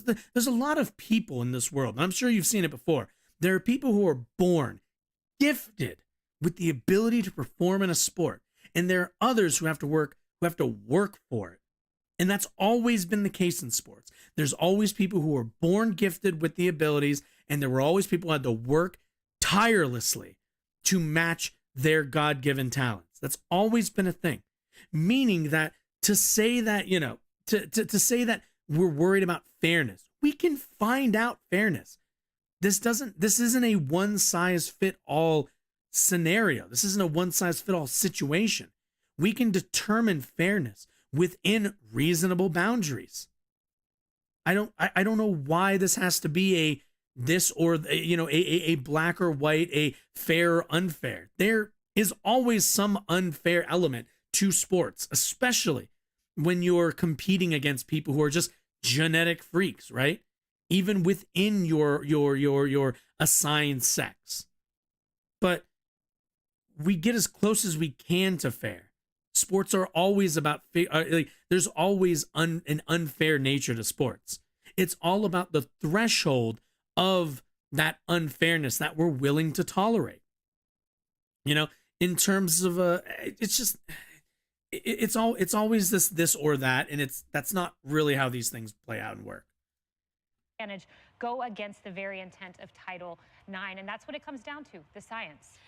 Look, Riley Gaines called it betrayal. All of what you just said felt like betrayal to her. When she got ready to step up on that podium, they said it was a tie, and they took that trophy away from her. NCAA Division I swimming. Keep in mind, they tied for 5th. And the only reason why, and they didn't, and also, she's lying. They didn't take her trophy away. They only had one 5th place trophy. This is I mean, it's tough. Yeah, look, Harris, I don't have to tell you. Women have only been competing in this manner since the 1920s. Title IX was created to protect a... Who the fuck is this fucking rom-com looking ass motherfucker? Who the fuck are you? Raymond Arroyo. Dude, you know, you gotta give Fox News credit, man. They really have diversified. A level Jesus. playing field. So what has changed? Well, what has changed is we're allowing My dude, why do you subtractions look and like- additions, which we shouldn't on that level playing field. No pun intended there. But what has changed Subtraction? is I don't even know people what have that means. decided that because we have trans athletes, they should be, their recognition of who they are should trump biology and the long-time commitment of these girls who have been in the pool or on the track since they were 3 and 4 years old. I'm sorry, a biological male with a bigger heart, bigger lungs, more muscle mass, a greater ability to recover, he is naturally going to outpace a woman in that same field. We shouldn't create... So this is what I mean. Not necessarily. He's saying this, right? Let's go back really quickly. Male with a bigger heart, bigger biology, and the long-time commitment of these girls who have been in the pool or on the track since they were 3 and 4 years old. I'm sorry, a biological male with a bigger heart, bigger lungs, more muscle mass, a greater ability to recover, he is naturally going to outrun... So, did you notice that? Did you notice that he picked out the like specimen of athletic acumen? Do you notice that every time we have this conversation, it is just women competing versus the athletic Adonis that of a man that they compare it to? When in actuality, that's not the case. Not every man is built with these larger lungs, this bigger, all of this stuff. These are all things that are on a sliding scale. Some men have those things, some men don't. Also keep in mind, if you're a trans woman, you're probably taking estrogen, to which is probably ravaging your ability to do your muscle density and all the rest of that shit. So again, this is always framing like the absolute Chad versus the most average woman. When we're talking about the most athletically, what's the word? Like the most athletically ready women versus trans women who are probably taking hormone therapy right now that's destroying their muscles. It's always an unfair and dishonest comparison. Not everybody is this. Again, not everyone is the picture I put up earlier, which I don't have up because like, oh wait, no, did I close that? I did close that. But it's always that. It's always that comparison. And it's a bullshit, non-scientific comparison. Also, I'm reading on the side here, I'm like trying to speed read this. To which, actually, this is pretty short. Okay. Just how much advantage did Leah Thomas possess over biological females? The numbers paint a clear picture. The fact that the University of Pennsylvania swimmer scored from a mid 500 ranks, 5'4", in the 200 freestyle divisions in men's competition to one of the top ranked swimmers in women's competition tells the story of the unfairness which unfolded at the NCAA level. In her final meet, Thomas oh, this was from when she won that one. Although she didn't contest the event at the NCAA champs, Thomas had one of the country's top times in the 1650 freestyle. Here's a look. Notice not the top, just one of, meaning there are women who beat them. Let's see. And was eighth in 100 freestyle. So keep in mind, they're not dominating, doing well, but not dominating. To which I say all of this. So this is like they're, they've done well in some meets, right? And I noticed this. Quote, tells the story of unfairness. What are you talking about, John? The only unfairness in this context is the huge unfair wealth advantage that Ivy League school students and Penn swimmers in particular have. That gave them years of training and opportunity others can't dream of. If the league mitigated that advantage, there would be a lot more BIPOC in the pool, but you ignore that presumably because it doesn't fit your woke narrative. Lovely. Woke narrative. Interesting. No, but this person, I didn't read the rest of this. The beginning was good. Actually, let's see. Let's see. Stop segregation based on gender identity and bracket by ability. And simply, oh my God. Yeah, no, this woke narrative. Oh, they're anti-woke narrative. Okay, cool. Stop the segregation based on gender identity and bracket by ability, and simply have enough brackets until everyone gets a trophy, like Little League. That way, even the slowest swimmer, segregation, segregation based on gender is a relic of segregation based on the race.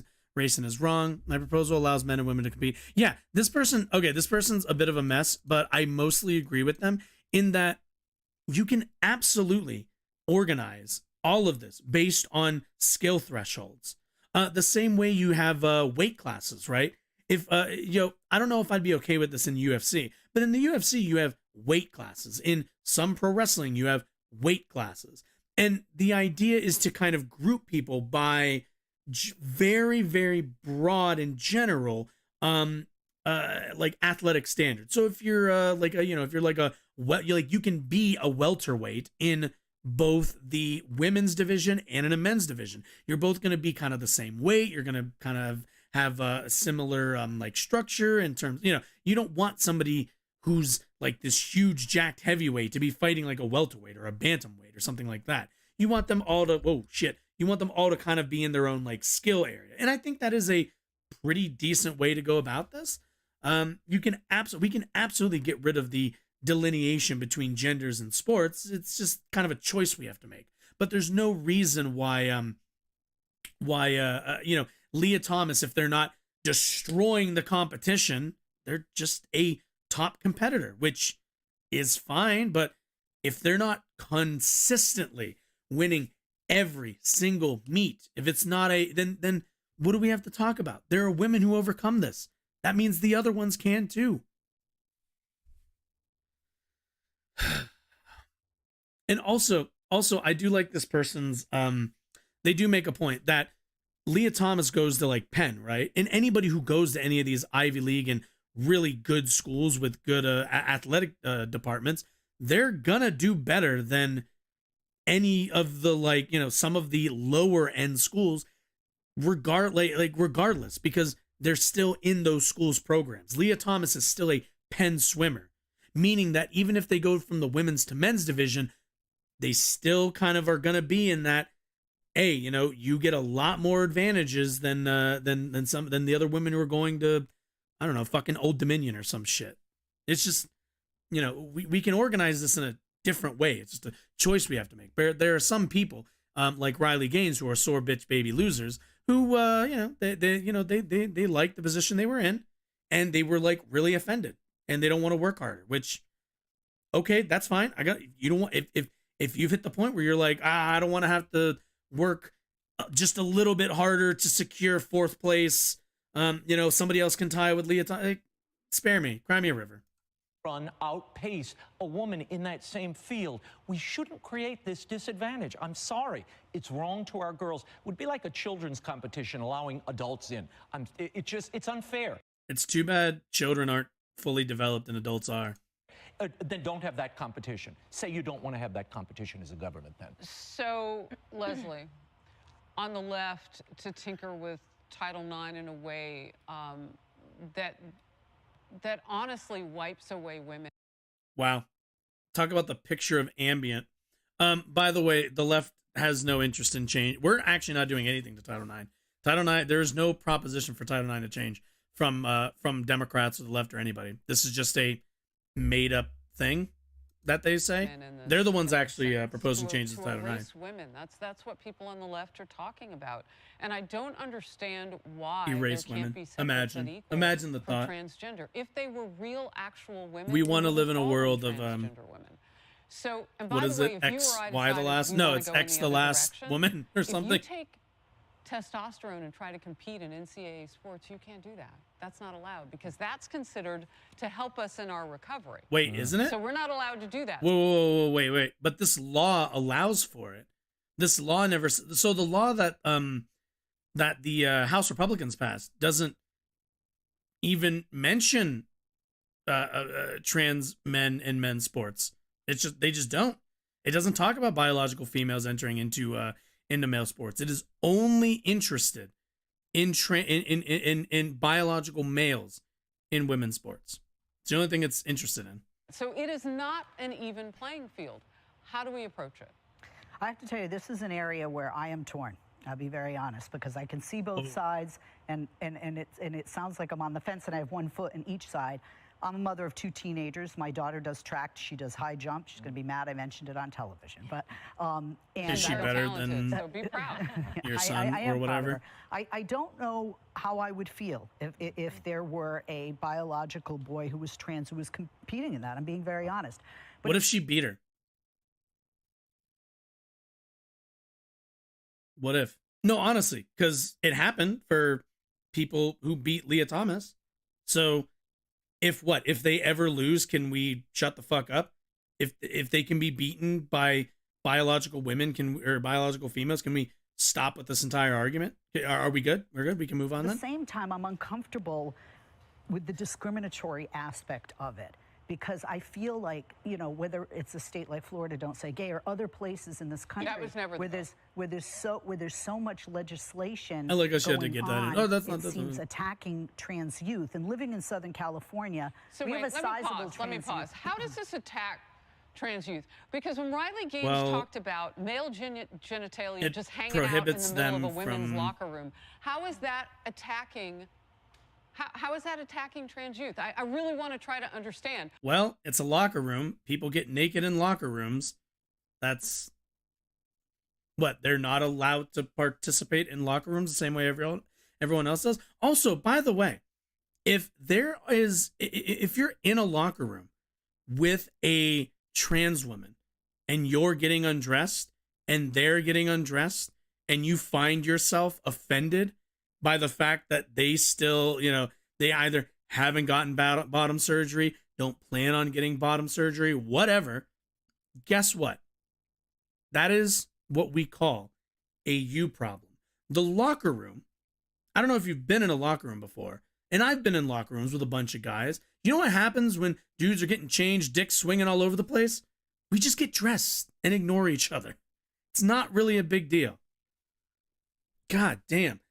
Like, it's a fucking locker room. Just get dressed. The fuck are you doing? What are you doing staring at people? Like, hurry up.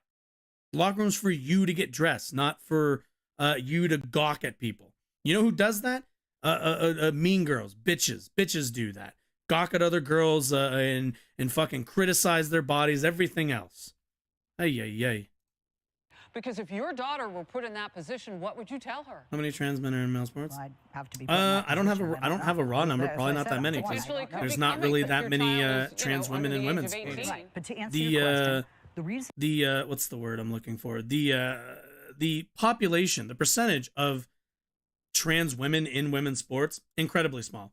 We're talking, I think in might have been the state of, oh God, it might have been Wisconsin. I don't remember which state. It was not a small state, but it was in one of the Midwestern states. They passed an entire bill, outlawing trans women in women's sports. There were 4 of them in total who were already at that moment competing. So we're not talking about a huge percentage of the population that just want to compete in sports, but this is the federal government, led by the Republicans, need to pass a bill based on that.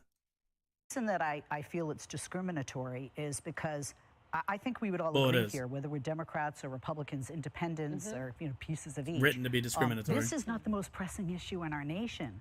This is not an issue that Democrats- affects wait a minute, most wait a of minute, us wait a in minute. our Joe our Biden nation. Don't get to changed punt Title and IX. dodge because you correct. Wait. No, It's not. I Argue agree that it the is, government please. shouldn't be involved, but Joe But it Biden is changed the statute to protect women athletes. Exactly. But I don't, and here's the other thing, I don't feel that government Which he should be shouldn't have done. involved. I don't Okay. think it should be federal. I don't think it should be state. I do think it should be the individual sports organizations that make these Well, there you go. decisions. There you agree. go. Okay, and I do feel that, but I am torn between you know, I feel the Yeah. attacks, Also, if you will, doesn't on this trans, and this then like on the takes other away side as like a money parent for of a female. any of All them right. that So, decide Emily, to let the left has brought in, trans women if you into don't women's agree with sports? them on this issue, the left has brought in, it is to protect the psychological mental health issues that are popping with trans athletes. So the government The trans definitely thinks it's the an trans men and important men's issue. sports, or It trans just women and thinks women's that the sports. trans athletes' mental health is more important than the actual women and girls' mental health.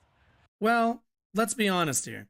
If there is a woman who, you know, if there's a woman who's competing in a sport, and you know, they're not, you know, they don't win, that would be, you know, my response to that would be, try harder next time, keep at it. You know, whatever. The same thing. My answer really doesn't change if there's a trans person in it, like competing against them or not. As a, you know, somebody gets beat in like a sport, tell them the same thing. Rub some dirt in it, get back to practice, do better next time. That's all you can do. But for trans women and for trans people in general, what do you say where it's, oh no, you're not allowed to compete. You are not allowed to participate. You are literally barred from pursuing your hobby because of arbitrary and you know, inconsistent you know, readings of what is fairness. Like that would probably weigh on you pretty heavy. There's nothing you can do about that. As an athlete, you can always work harder. You can improve yourself. That's part of the athletic process. But if you're trans, you literally just can't compete. You're just fuck. You can just go fuck yourself. You might as well not, you know, you might as well just quit the sport altogether. Well, and I think, you know, in the discussion about protection, I noticed that you used the word discriminatory application. You said discriminatory, and I think that is what protection is being construed as. Not the protection of the mental health of those trans youth, but the protection of the sanctity of biological women in the sport. Also, we can solve mental health care. Just fuck it. God, I'm so fucking tired of everyone talking about mental health care. If you're so fucking concerned with mental health care, then why is this never brought up in any other context? Honest to God. The Republicans in general are not supportive of a Medicare for all or a single payer healthcare system. So why the fuck are they talking about mental health care like they're going to offer it as something free for people? They're not. So why are you bringing it up? You're not going to. You're not interested in the mental health of any of these people. It's just an avenue for you to obfuscate from the real issue, which is you just don't, or your real issue, which is you just don't like it. You think it's weird, or you don't understand it, or let's be honest, some of them are parents who get really in their feelings when their kids get beat at sports because they live vicariously through their kids. Like that's the reality of the situation. Sports. To me, the fact that that is absolutely undeniable biologically makes the rest of the conversation so confusing. You can protect trans youth's mental health. Yep. You can protect them I'm pretty sure from they are. laws and discrimination Is there in society, is there a point to this while season? Do you have the something sanctity of women biologically in illuminate? sport? Because you recognize that with the added level of hormones, with the added level of muscle capacity and heart and lungs and all that stuff, that lends to a predictable, verifiable, unwaverable result that therefore has no place in the conversation. Also not a consistent one. I'm going to keep hammering this as much as I have to. They can say that all of these things always occur, that you will always see with a male development the athletic acumen go above a woman's development. But that's not always true. It's usually true, but it's not always true. And that's not accounting for the application of estrogen by specifically trans women and testosterone by trans men. So these are things, these are, again, malleable forces within our bodies. Of protection of rights. And I note that, you know, think about who's talking and who's not. So we have only two figures, for example, of women at ESPN, Sage Steele and Sam Ponder. You mentioned what is happening to Title IX, and Sam Ponder said, it's a shame we're needing to fight for the integrity of Title IX in 2023, and the reason it was needed in the first place Contrast that with Democratic reps who are saying this is about bullying children, and that the debate of Didn't, this if I remember is correctly, traumatizing didn't these children right Biden now. So make it's an the rule change for Title IX infantilization that view that the Democrats individual are holding like to make sure leagues, that the rest what of she America said, gets on board. where Oh, we need to individual protect leagues our get to make children, their own while decisions? ignoring the science and the fact that these are young women and men who are competing at a level for collegiate athletics and we ignore science all the scholarship. fucking time. It's a longer conversation than we have, but those are important I points. love how ignored. So it's I love how interesting, they because I- and they listening to both of you at the blissfully bottom just line, I would say like this, Leslie. motion at science. If there are ways to protect the mental health of transgender athletes, because no one can deny the bullying. You can't. I mean, it's Why aren't we pushing trans men into male sports like we are for trans females in female sports? Well, we're not pushing anybody into anything. There are trans women who would like to compete in women's sports because them competing in men's sports would be a great advantage to the men who aren't taking testosterone or who aren't taking estrogen. And likewise, for the opposite. Nobody's pushing any of these people into sports. They're usually already in sports, or they are trans and they want to compete in the sport that is more fair, not less fair, to their participation. Specifically, the difference is you only hear about trans women in women's sports. It's not really that either of them. I don't know what the actual numbers are, but based on how often I have to hear about it, trans women in women's sports seems to be the battlefield, the interest of of conservative media. That is the lens in which, that's the frame in which they like to look at the issue of trans people broadly in sports. They always frame it around specifically trans women in women's sports because they have hangups about trans men. It's the thing that grosses them out, I think, the most. And also a bit of it is, I would guess, a bit of misogyny in that there's probably the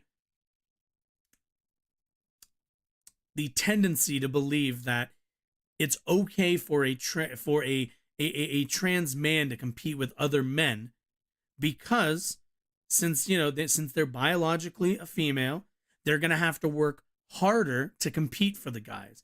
And to a lot of people, they're like, well, if they really want to try harder, then go ahead and let them. Whereas the opposite is I think a little bit more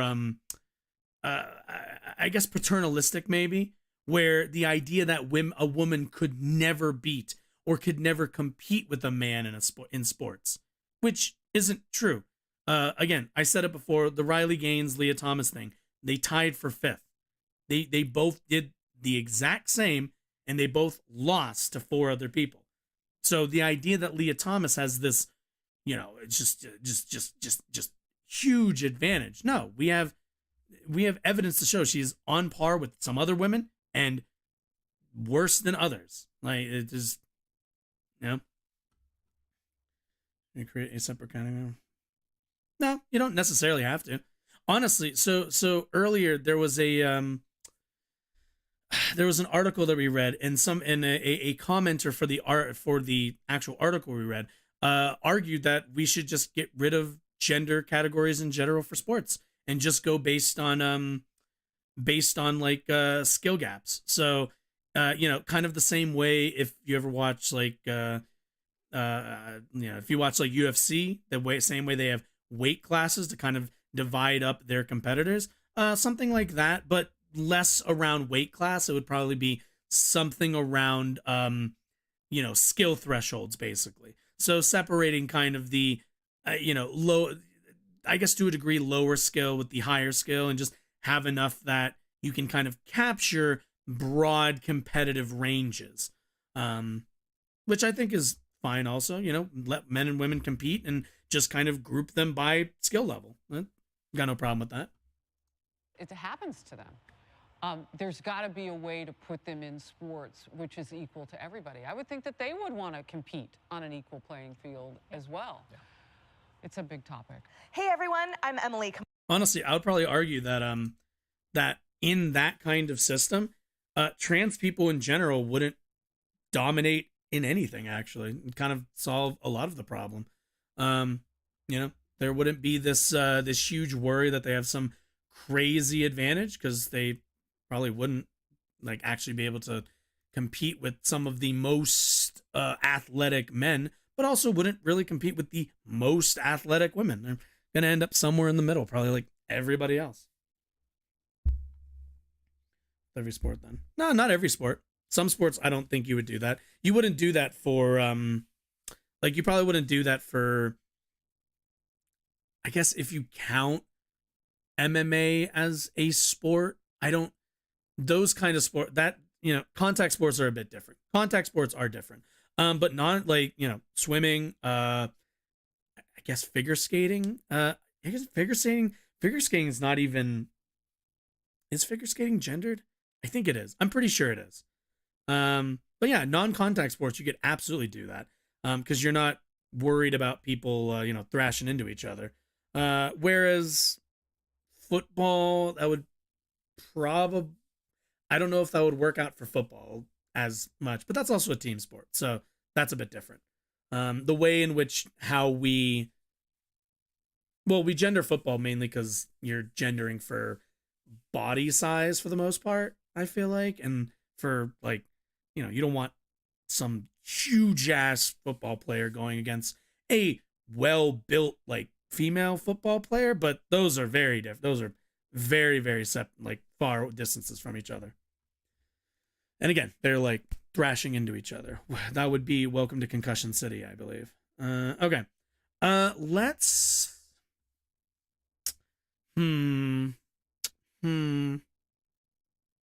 yeah, let's do the Cigna story. Okay. So, if you have healthcare, if you you know, have ever been to a doctor, you've probably heard of Cigna Health. They are one of the larger insurance companies, healthcare providers. They are also shit. So ProPublica recently did a deep dive into their some of their, I think it's like their telehealth practices. I don't know if it was telehealth. 1 second, I just need to read to see. No, it's not. Oh yeah, let's see. The rejection of claim typical for Cigna, the company. Oh yeah. So it's not telehealth. It's just rejection of healthcare. Right.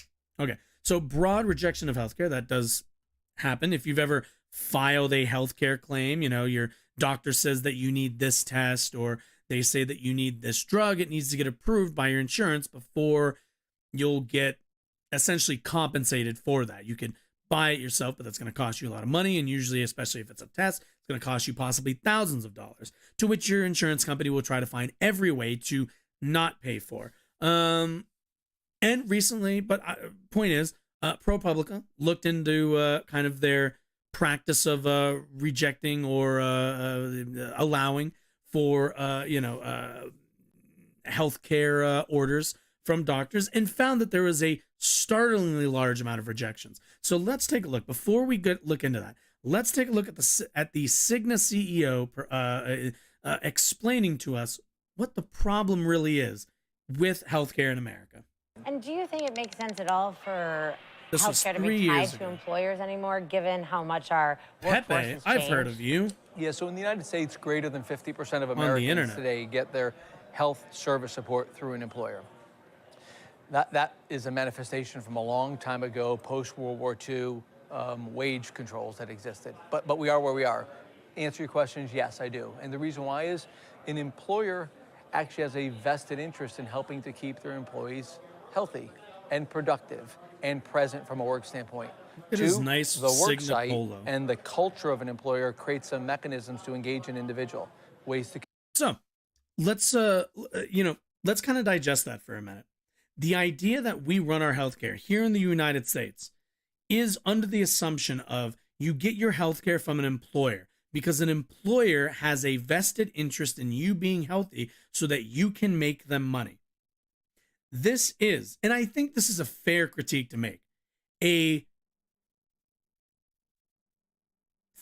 not even a flaw, a feature of capitalism that I cannot stand, for the simple fact that I do not believe that a person's health should be determined and should be prioritized simply by the existence or the fact that they will work for a private owner and make them money. To me, this is a untenable and unsustainable format for offering healthcare to all Americans or to people in general. Communicate, ways to provide on-site care, ways to provide peer support, program support, et cetera. So there's incentive alignment, there's culture you could pull against and support it, and then there's delivery mechanisms. So we think the answer is yes, and we have a ton of bright spots where we can point to employers that have innovated with us and we've innovated with them, and their employees and therefore their business is better off, and those employees' family members are better off because they're getting better, more comprehensive health care. And what do you think makes America different? Why are we spending so much on healthcare? Can you point to one thing that, like our policies or something in America that is a problem? Yeah, so our system is quite different, right? We're a global company. We do business all over the world, so we are able to see systems in the most developed OECD countries and developing countries around the world. There's multiple differences. First and foremost, the United States is the largest sick care interventionalist system in the world. We spend the majority of our money and resources addressing people once they're sick. We need to spend some more of our resources keeping people healthy in the first Makes case. sense. This is And true. identifying people who are at risk of health events and lowering those health risks. Some other countries do that better through social service support, community-based health support, et cetera. Secondly, This we is have true. more specialists and more hospitals per capita than other OECD countries, and less primary care, be it OBGYN, pediatrician, family practitioners, and we need to moderate that a little bit to, again, help to coordinate So far, the whole this is person on the correct. front end. There's trade-offs in the way we've built our system. As a company, we've had a great success partnering with physicians through what we call collaborative accountable care relationships. We have 375 of which that are up and running with physicians and another 125 with... What was that? Collaborative? Bring that back. What the fuck was that? Collaborative? Hit me with that again. What are we at? 220? Collaborative accountable care. What the hospitals and working more comprehensively. If that doesn't But sound in a sussy to you, I nutshell, don't know what does. We wait too long in terms of trying to fix somebody once they're sick, as opposed to engage on the front end and keep people healthy in the first place. That's where Cigna expands a lot of resources. Secondly, we spend a lot more money on the high-cost intervention, as opposed to enabling the primary care physician, the geriatrician, the pediatrician to have more resources to help to coordinate care for individuals. And we have a different pricing scheme relative to some of our services, be they pharmaceutical or otherwise, versus other parts of the world. All right. So a lot of that was actually fairly honest, which I give him credit for. Now, let's... Do you think it makes sense at all? Stop it. Now, he says all of this. Let's take a look. I'm going to look at their open secrets right now while we let a classic from at least the time when I really started watching YouTube and stuff, Philip DeFranco, tell us about how Cigna's doing 3 years later. Imagine having your insurance claim denied in just 1.2 seconds. Your life, your future, decided in an instant. Well, welcome to Cigna's world, where an algorithm decides the fate of hundreds of thousands of claims, putting profits over people. And here's the thing. We already know insurance companies fuck us hard. But I promise you that by the end of this story, you're going to want some healthcare to remove your foot from... Oh, by the way, luckily I found it kind of quickly. I want everyone to keep in mind, that guy just said a lot of stuff that is objectively true about the flaws of our healthcare system. Now, none of those flaws have been remediated, right? And yet, Cigna has spent $580,000 estimated in total lobbying expenditures for 2022 alone. We don't have the numbers for 2023, obviously, the year's not over. But keep in mind, all of these problems they recognize, this is the kind of money that they spend, and yet none of those problems have been fixed. Things that he says are issues. And pair that with this story.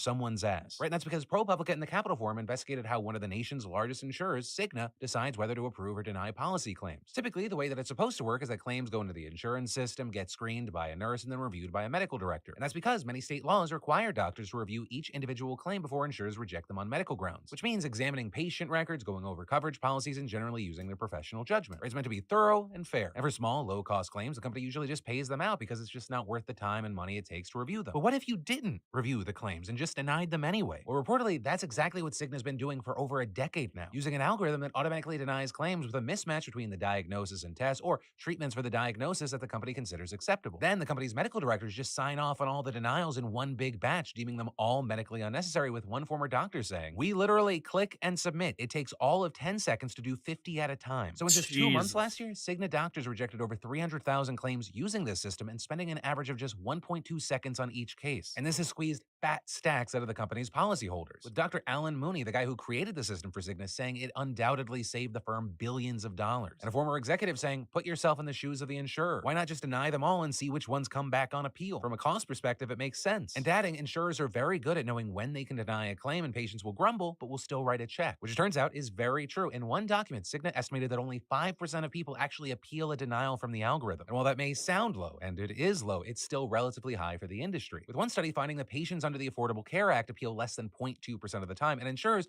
uphold about 60% of those denials. And then for those who do appeal, it's a fucking nightmare, as one guy who was insured under Cigna found out, telling reporters he was experiencing pain in his bones, so his doctor used a blood test to determine he was vitamin D deficient, with that costing $350. But when Cigna mailed him a letter refusing to cover it on grounds that it wasn't medically necessary, he couldn't believe it, saying, "This was a clinical decision being second-guessed by someone with no knowledge of me." So being a physician himself, he appeals the denial, and a second Cigna doctor reviewed the case but stood by the initial rejection, explaining that because the patient had not been previously diagnosed with a vitamin D deficiency, the test was unnecessary, which raises the obvious fucking question: how is he supposed to have a diagnosis before he got tested for the thing that... Now, the funny thing is, okay, so for a lot of people who I think are maybe on the younger side, I'm not sure how many of you have gone through this process, but let me tell you right now, when you get a job, when you finally get like healthcare, you get off your parents' healthcare at 26, you're going to find out really fucking quickly. A lot of this sort of stuff happens to people every fucking day when dealing with these companies. You pay, you pay your, whatever it is your premium is every single month. And you go in, you go to the doctor, you then have to pay your copay, you have to pay your deductible. And then, you get the bill in the mail that says, "Oh, actually you have to pay like this amount because this isn't covered, but we never told you. The doctor's office didn't tell you either. You just now owe $1,000. This stuff happens to people all the fucking time. And the thing is that these companies, these insurance companies, are hoping that you just forego the headache and pay it yourself. And like you said, there's going to be people who end up fighting back, people who email back, and people who keep appealing the decision. And they know kind of what the vague percentage is going to be of people who do that second appeal, that third appeal, whatever, however many times. They know that the more hoops they have you jump through, and because you're probably working, because you just have literally life to live, other things to do, they know that you're not going to spend all the time in the world appealing their decisions, all the time arguing with them. You hear from them a week after, 2 weeks after, the next month, you forget about this shit happening. And then they come back. "Oh, you still have to owe this," all this shit. And it's this constant battle. It's a miserable experience. But also decided to look this up just because I was kind of curious. Many more Americans die because of the lack of health insurance than previously thought, concludes new study. More than 26,260 Americans aged 25 to 64 died in 2006 because they lacked health insurance. More than twice as many were murdered. Families USA said. In the 7 years from 2000 to 2006, an estimated 162,700 Americans died because of a lack of health insurance. Keep in mind, there's probably due to lack of cool. So they controlled for that. Families US said the number of uninsured Americans reached 47 million in 2006. When was this? When the fuck did this get posted? Has this been updated recently? This was like the first article. It's like the first one I found, and I wanted something new. April 19th, 2008. Oh, okay. Either way, more than 2,600. Huge number. Let's see if I can find a more recent one. Let's let him talk.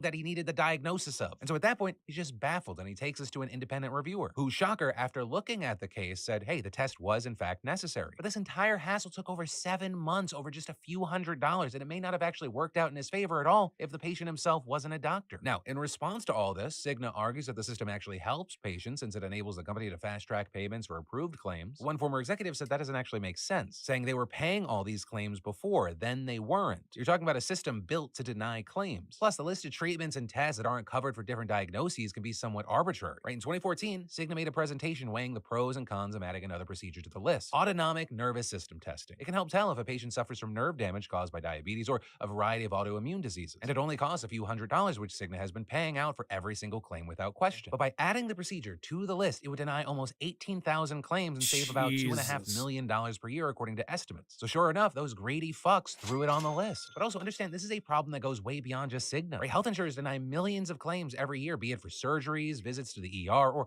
life-saving treatments and prescriptions. Meanwhile, the 6 largest private health insurers in 2021 raked in more than $40 billion in profits. And insurance executives say systems akin to the algorithm used by Cigna have existed throughout the industry, with Mooney saying his group made a similar one for United Health so it could deny claims in bulk. And claim denials have become an even more pronounced issue for many people since the pandemic began, because right now you have up to 4 million full-time workers out of the labor force due to long COVID. And for some, the care that they need to manage their chronic symptoms has forced them into medical debt, often because their claims are denied by insurance companies who are wary of paying for treatments that they don't know will work for an illness that's still poorly understood. And a paper last year actually estimated that long COVID could cost an individual $9,000 I don't really know if that's a number we can find out. But these types well, a lot of people can actually get insurance through what's it called?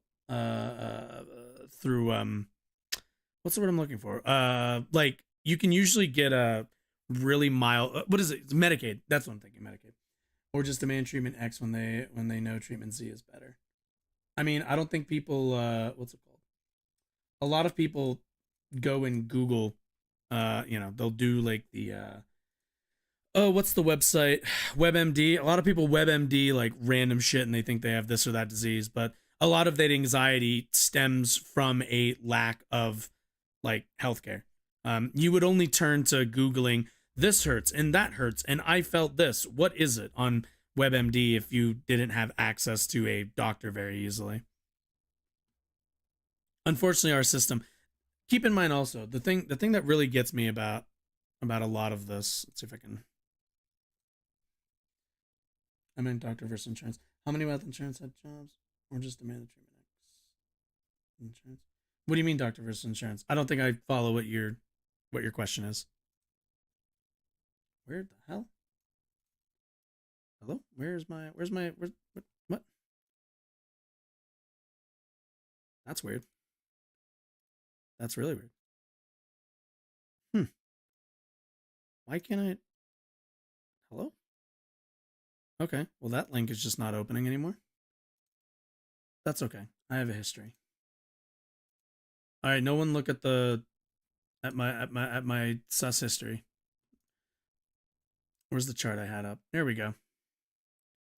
This is also the thing. This is also the thing that kills me about the American healthcare system. Our life expectancy is, let's see, 76.1. Quite a bit lower than a good few of these countries. And we spend so fucking much more. Doctors have to get permission from insurance companies to do procedures. Yes. So the way our healthcare system works, so it's not so much that doctors get permission. Sometimes that's the case, especially in hospitals. So if you have like a hospital that's controlled by Cigna or by United Health or Blue Cross Blue Shield, any of these, there is that element where they need to get permission. But if there's like a doctor that you go to that they're in network, but they're not directly affiliated like with your insurer, maybe they just take your insurance. What will happen is they'll write you a prescription. The doctor will write you a prescription or schedule this or that exam or test or whatever. And when they do that, they'll basically send a letter to your insurer saying, hey, we're going to do this.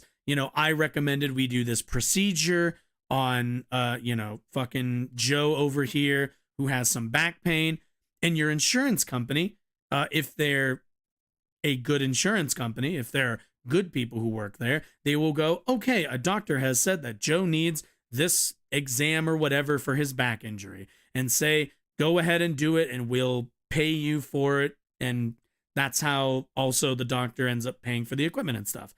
But that's not usually what happens, or at the very least, that's not what's happening in this case with Cigna. What's happening is they're being demons, and when the doctors go and say, hey, we're going to do this procedure, they say, you can do that all you want, we're not paying for it.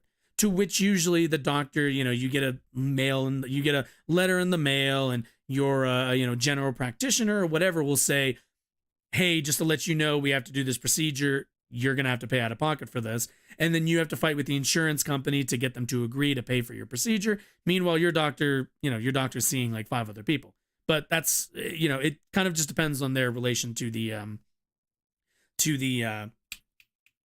doctor. Sometimes it's they don't let them. Other times it's they're not going to pay them, so people don't go forward with procedures because they can't pay for some of these tests. Some of them are thousands of dollars at a time.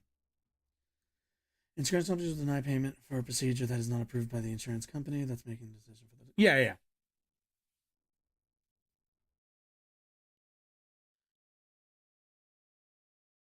What is this? Insurance companies will deny payment for a procedure that is not approved.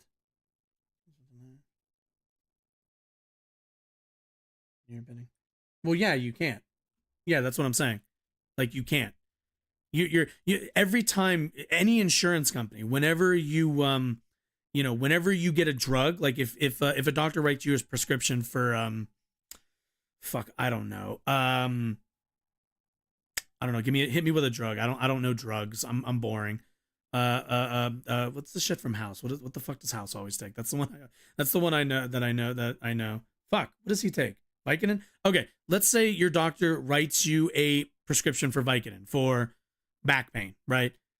They write the prescription, they've ordered it for you. You then go to a pharmacy, they pay, your insurance pays for a part of that prescription to go to you, and you pay usually a copay, or you pay your deductible, whatever it might be, right? If your doctor writes that, right, you're assuming that you're not going to have to pay for the entire dosage, the entire prescription, because getting like a thing of Vicodin, like a whole order of Vicodin is kind of expensive. Drugs are expensive.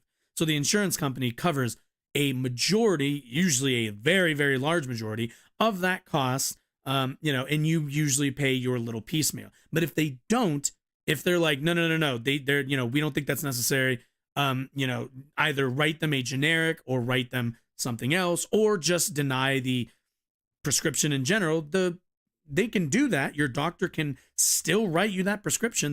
They can still write you personally that prescription, but now you've got to pay for it. And now you're just kind of fucked. Now it's like, oh, cool, I pay. Yeah. And the bitch about it is every month you pay your healthcare bill every single month. And every time you go to use that healthcare, that comes out of your paychecks or comes out of your bank account, more or less, depending on if you get it from work or not. But every time you pay into your health insurance, you're paying into that every month usually. And every time you want to use it, or at the very least, when you do use it, you are in a relationship where they can just say, you paid us this month, we're still just not going to cover it. You can still just pay for that. It's utter bullshit. Like the American healthcare system is basically run on permission from insurance companies, not by the guidance of actual doctors, which is at the heart of the problem here in the US. And again, there's arguments to say that we get something out of this, and we just don't. We simply don't. You go and look at even something like life expectancy. We have far and away the largest expense in terms of our healthcare per capita, and we do not have far and away the results for it, which means we're just wasting money. This big ass health spending per capita line is an enormous waste, to the fact that our life expectancy is also not, at the very least, higher than some of these other countries. And Cigna's aware of this. We watch that CEO. He's aware of all these problems. He's aware of these contradictions in the system, but the contradictions are where they make their money, unfortunately. Denials aren't the only way that companies are squeezing you dry. With the New York Times investigation last year finding that major health insurers boost their profits by billions of dollars with the oldest trick in the fucking book. Fraud. And at the center of this scheme is the Medicare Advantage program, a private sector alternative to traditional Medicare, where the federal government pays insurers for each patient who enrolls, with higher payments for sicker patients. Right? As of that time, it was on track to enroll more than half of all Medicare beneficiaries this year. So the companies devised every method they could imagine to make patients appear as sick as humanly possible on paper without providing any more actual treatment. This includes Kaiser gifting bottles of champagne or cash bonuses to doctors who found enough diagnoses and patient records. Or it could look like Anthem, now called Elevance Health, paying more to doctors who said that their patients were sicker. Or how about United Health, the country's largest insurer, telling its workers to mine old medical records? I have Anthem, I think. A large insurer now called Elevance. Who the fuck? Yeah, and this is also the nuts part. Anthem, I think, is my insurer, and I didn't even know they're now Elevance or whatever the fuck this is. For more illnesses, and when they couldn't find enough, just sending them back to try again. With shit like this, inflating the bills for 8 of the 10 biggest insurers in the program, plus 4 of the 5 biggest to face federal lawsuits for fraud. So basically, Medicare Advantage There's never been a stronger argument for decommodification by privatizing the system, and instead, prices just shot past those of the government program that it displaced. Right? Instead of competing to provide the best care, insurers are competing to see who can better game the system, and the cost to the taxpayers is massive. With the additional diagnoses leading to $12 billion in overpayments in 2020 alone, according to one estimate. Or we're talking about an amount of money that's enough to cover hearing and vision care for every American over 65. But ultimately, I think where I'm going to end this story, 2 notes. One, the more we talk in detail about stories like this, the more I think maybe Tyler Durden had some good ideas. And 2, if you or someone you know is one of the unlucky people who are getting letters denying them coverage, please appeal that bullshit. They are counting on you not. And in the meantime, if some fucking smart people can do something with all the emerging AI to make it just as easy for the people that are getting fucked by these companies to fight back with their appeals and making it easy for more and more people to do so, that would be amazing, because these rich, greedy fucks have just for so long been fucking around, and they deserve to find out. And then, have you ever looked? Will they? Probably not, sadly. That's like the depressing part. They will fuck around. They will probably never find out.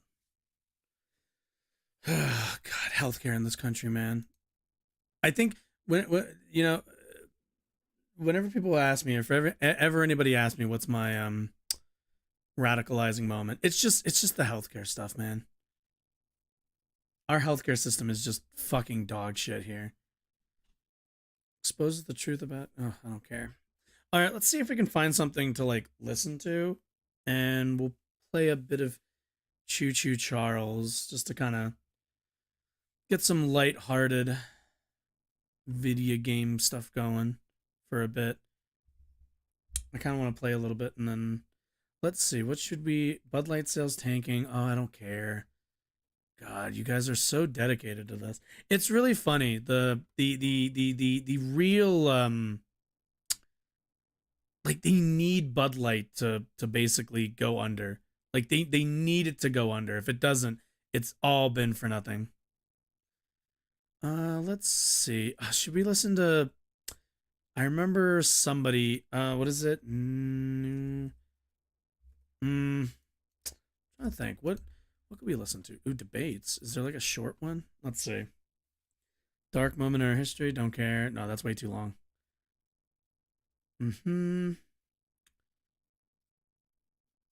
Oh yeah, Homeboy got fucking demonetized. That's hilarious. Like, I don't want to watch the Matt Walsh one. We don't have the time for that.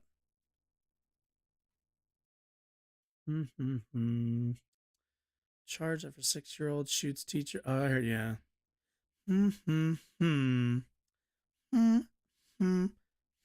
Atheist versus Muslim.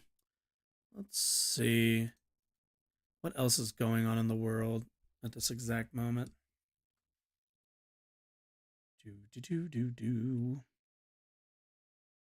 What the hell is this? Oh, Mr. Beast. Benelli M4 shotgun upgrades. God damn, bro. What the fuck do you... Ay.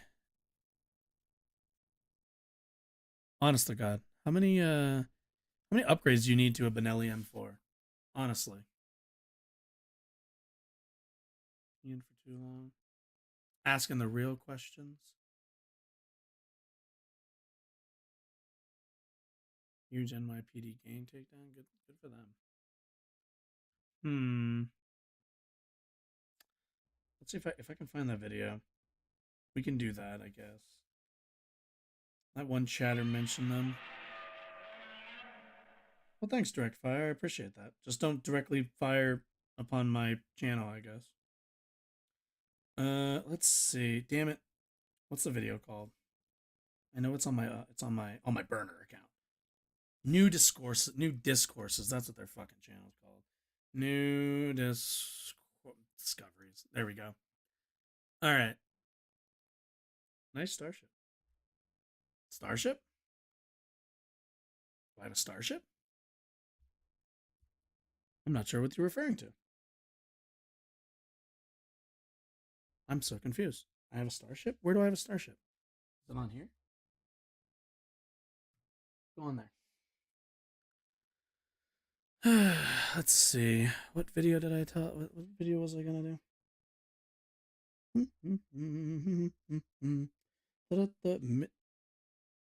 Rapid unscheduled. Oh yes. Okay. I kind of forgot. Yeah, I thought that was clever. I thought it'd be funny. I was wondering who would catch that. I still can't believe that. That's fucking hilarious. I don't get it. We went to space already. We've been going to space for a while. Why is it so difficult all of a sudden? Oh my god. These videos look like... Oh. Why'd it do that? Why'd it do that? I couldn't tell you. I don't build any of this shit. I don't build spacecrafts. I leave that to NASA. They seem to know. They seem to have a good handle on it. There's a operational prep. What the fuck? Somebody suggested. What's this dude's name again? Turns out rocket science is yeah. I think I heard an argument from kind of like the from the like space community or whatever, where the issue that SpaceX has is that they keep building like a bunch of rockets and keep trying to send them in, you know, and keep testing them like in these public manners instead of taking a really long time building one that actually works and getting it right the first time. And it's kind of I think they called it like the Silicon Valley-fication of space engineering, basically, where instead of spending the time to actually build it right, it's, well, we'll just wing it 1.5 million times. Yeah, and it's super fucking expensive. Yeah, some like chatter was like, watch a James Lindsay thing, and god damn, first of all, a bunch of these are way too fucking long. Like, holy fucking shit. And all of them don't really sound very interesting. It's extremely inefficient with the only benefit being keeping public interest. Yeah.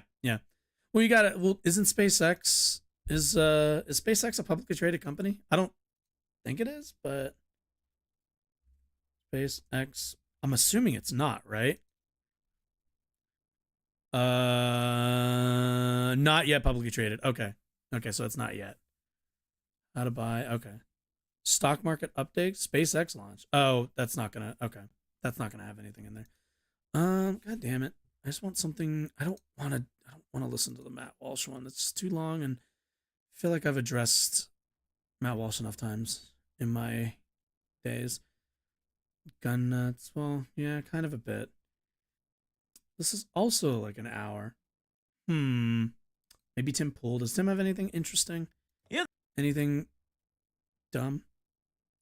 Actually, you know what? Where's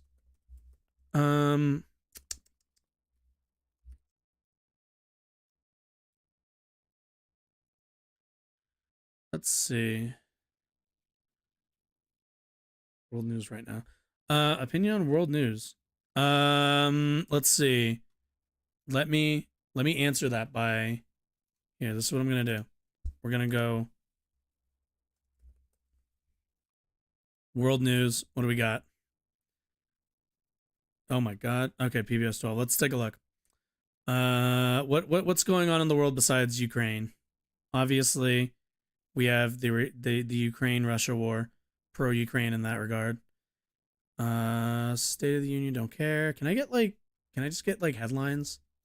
Headlines? Can I just get headlines? What's going on? There we go. Sure, we'll do Yahoo. Why not? Members don't. Okay, I don't care. What is this? K-pop. Oh yeah, I heard about this. That's sad. Total. I thought those were meatballs. I thought that was an IKEA store. Yeah, it is. Denver. I wanted world. God damn it. Switzerland. Ooh, wait. Gun ownership. Here's. Oh, show me this. I want to know. Dude, look at this. Look at these old fucks. Switzerland hasn't had a mass shooting since 2001 when a man stormed a local parliament in Zug, killing 14 people and then himself. The country has about 2 million privately owned guns in the nation of 8.3 million people. That's actually a huge amount. In 2016, the country had 47 attempted homicides with firearms. Makes sense. The country's overall murder rate is near zero. Wow. NRA often points to Switzerland to argue that more rules on gun ownership aren't necessary. In 2016, the NRA said on its blog that the European country had one of the lowest murder rates in the world while still having millions of privately owned guns. Well, Swiss has some specific rules. Yeah, it's all about, yeah, it's so stupid. Besides Ukraine, who cares? I love Ukraine. I've made quite a few friends there. Also like guns, however. So let's hear it. Yeah. I like guns. We just need better rules in place. That's all I'm asking. Insider, let's see. Okay, Insider took a look at the country's past with guns and see why it has lower rates of gun violence in the U.S., where after a mass shooting that killed 6 at a school in Nashville, gun death rates are now at their highest in more than 20 years, the leading cause of death for children and adolescents. Switzerland is obsessed with getting shooting right. Every year it holds a shooting contest for kids aged 13 to 17. That's kind of cool. Also, okay, so I think so I do think there's a big difference. There's going to be a cultural difference between Switzerland's relationship to guns and the US, simply for the fact that the creation of our Second Amendment and the environment in which it was created in was wartime. So naturally, we're going to have a lot more, I think, toxic relationship with guns just based on that alone. Also, we're going to do dark mode. I think that's like kind of inevitable, but that's a cultural change that's going to take a long time to weed out a bit, that kind of rebellious streak when we think of guns. Though the world regularly translates to boys shooting, the competition used to only boys, teenage girls have been allowed since 91. Kids in the country flock to the competition every September to compete in target shooting using Swiss Army service rifles. They're proud to show off how well they can shoot. Yeah, and there's just not this in America. Like when kids shoot, it's like this culturally, this is a cool kid type of thing. It's not like a competition. Like there are kids who compete, but I feel like they're competing in this very different cultural context, I suppose. It's not just about valuing accuracy and, range shooting and everything else. Competition values accuracy above all else. The officials crowned a Schützenkönig, interesting, a king or queen of marksmen based on results. Having an armed citizenry helped keep the Swiss neutral for more than 200 years. Makes sense.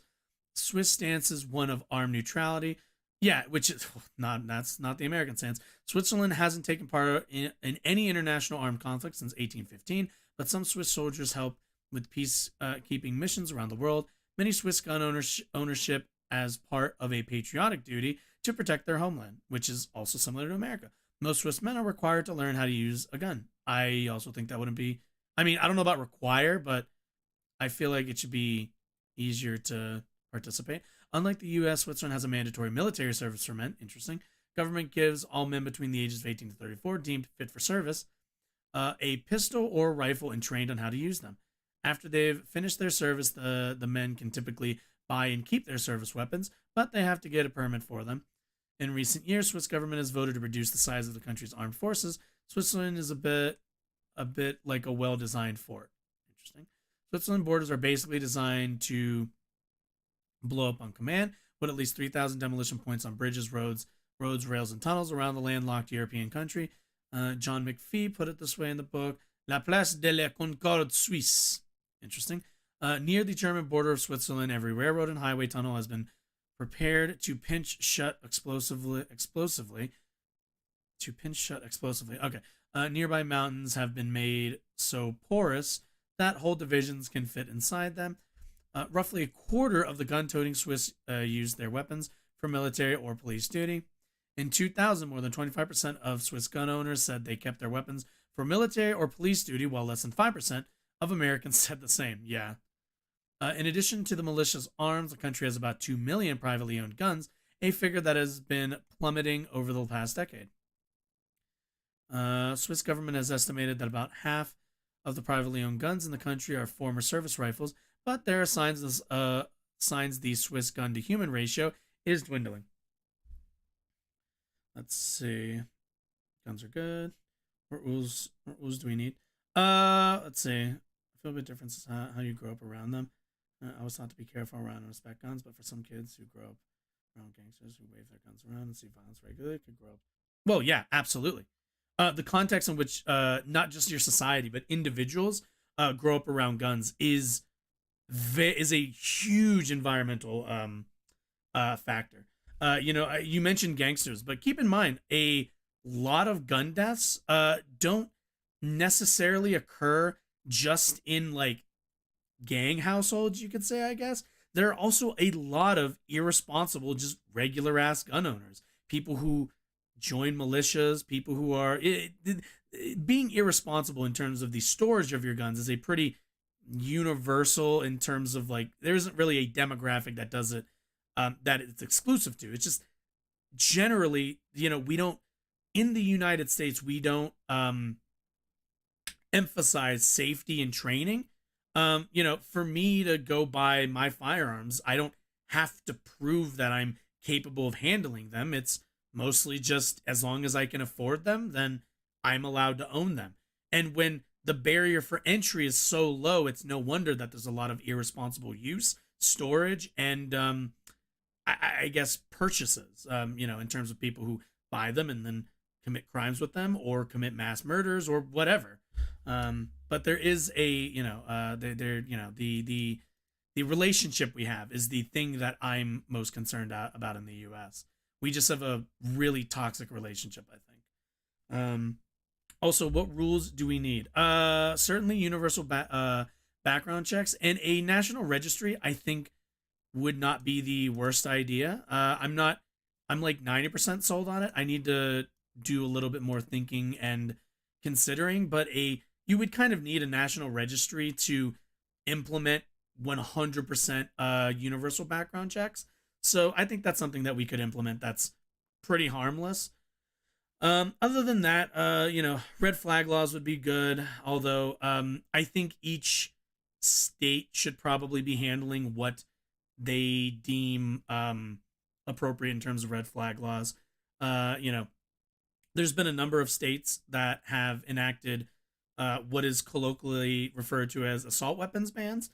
We looked at that earlier. They're actually some of the safer states in terms of gun violence. So there is evidence to say that having an assault weapons ban has reduced gun violence in those, with Washington probably going to be passing it. In those 10 states, we see a huge reduction in weapons crimes, basically. So something along those lines might be necessary. I do think people should still be able to go to the range and shoot essentially whatever they want. But for civilian use, I've yet to really see a strong argument why, American citizens need AR-15 platforms, along with, honestly, a lot of semi-automatic rifle platforms. There's just not a lot of use cases, in my opinion, that we can be tolerable or that we can tolerate. Or at the very least, I think it's led to a cost that I think has gotten out of hand. Kids need to be taught about firearms. I are no good. Why not? Not all red flag laws are even the same. Not all of them. The reason why I delegate those to the states is because I feel like each state, each community within those states can decide what their can figure out the intricacies of that, because a one size fit all with red flag laws I don't know would work all over the country, but individual municipalities or states I think could absolutely figure out what they need in terms of red flag laws.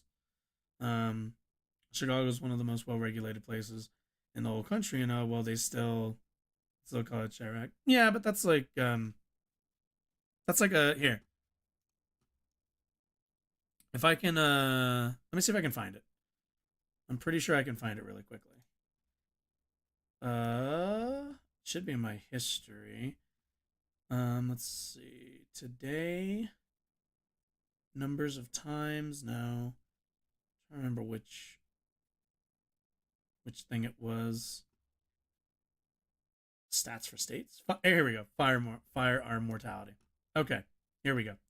I really like this chart. I think it's a good way to think about this. All right, so what is this from? This is from the CDC. So, okay. So, CDC, we have death rate. This is specifically by guns. As you can kind of see, so death rate in Massachusetts, which has very, very, well, can you guys see that? You can probably see that a little bit easier. In Massachusetts, death rate 3.4%, right? What the hell just happened to my table? Oh, there it is.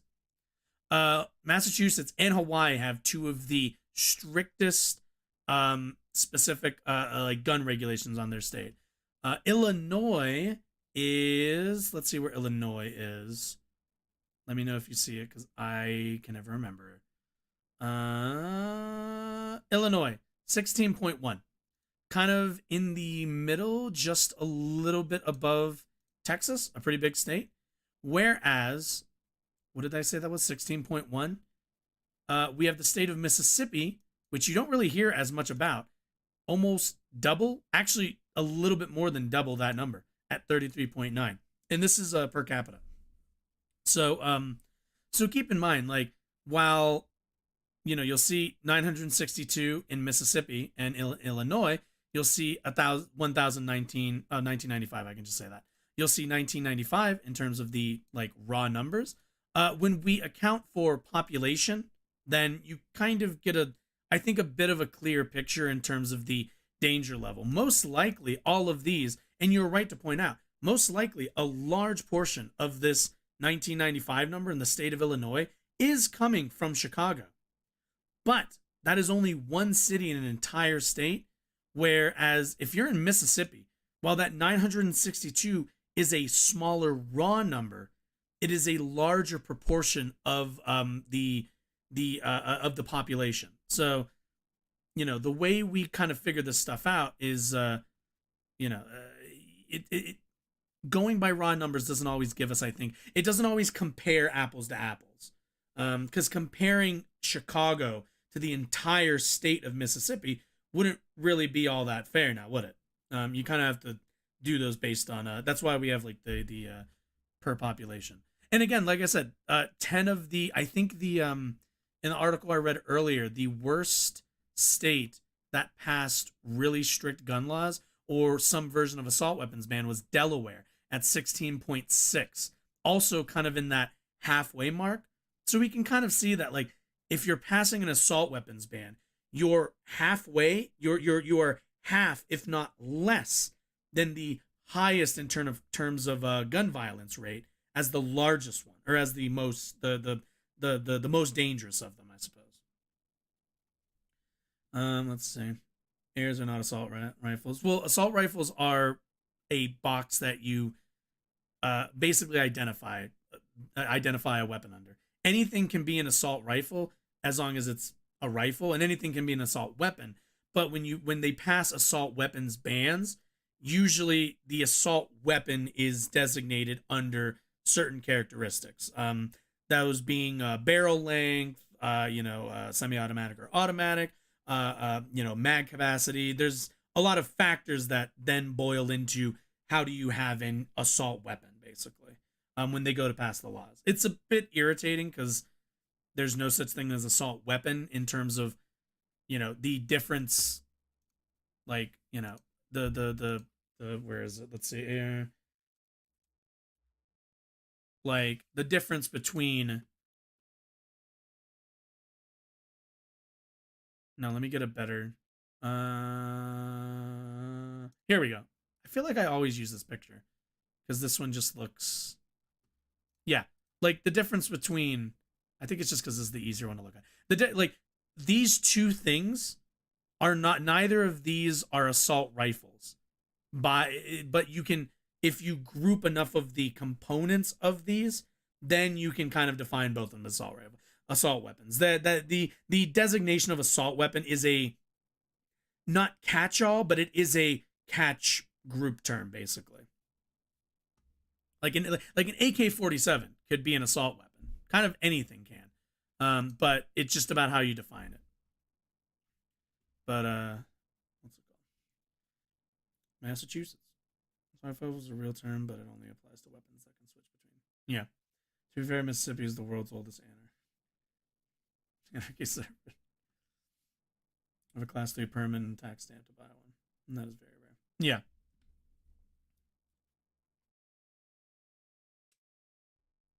Yeah. Anyway, let's finish the article. In 2007, the Small Arms Survey found that Switzerland had the third highest ratio of civilian firearms per 100 residents, 46, outdone by only the U.S., 89, Jesus, and Yemen, 55. Good God. Like, honest to God. Okay, guys, Yemen. Yemen has a lot of problems. Do we have, what is this? Do we have 34 percentile more problems in the United States with the crime and danger than Yemen does? I don't think so. I feel like we should not be outpacing Yemen in terms of gun ownership. They I think have a bit of a stronger argument for gun ownership. But it seems the figure has dropped over the past decade. University of Sydney now estimates that there's about 1 civilian gun for every 3 Swiss people. Gun sellers follow strict licensing procedures. Yeah. Swiss authorities decide on a local level whether to give people gun permits. They also keep a log of everyone who owns a gun in their region. This, known as a canton.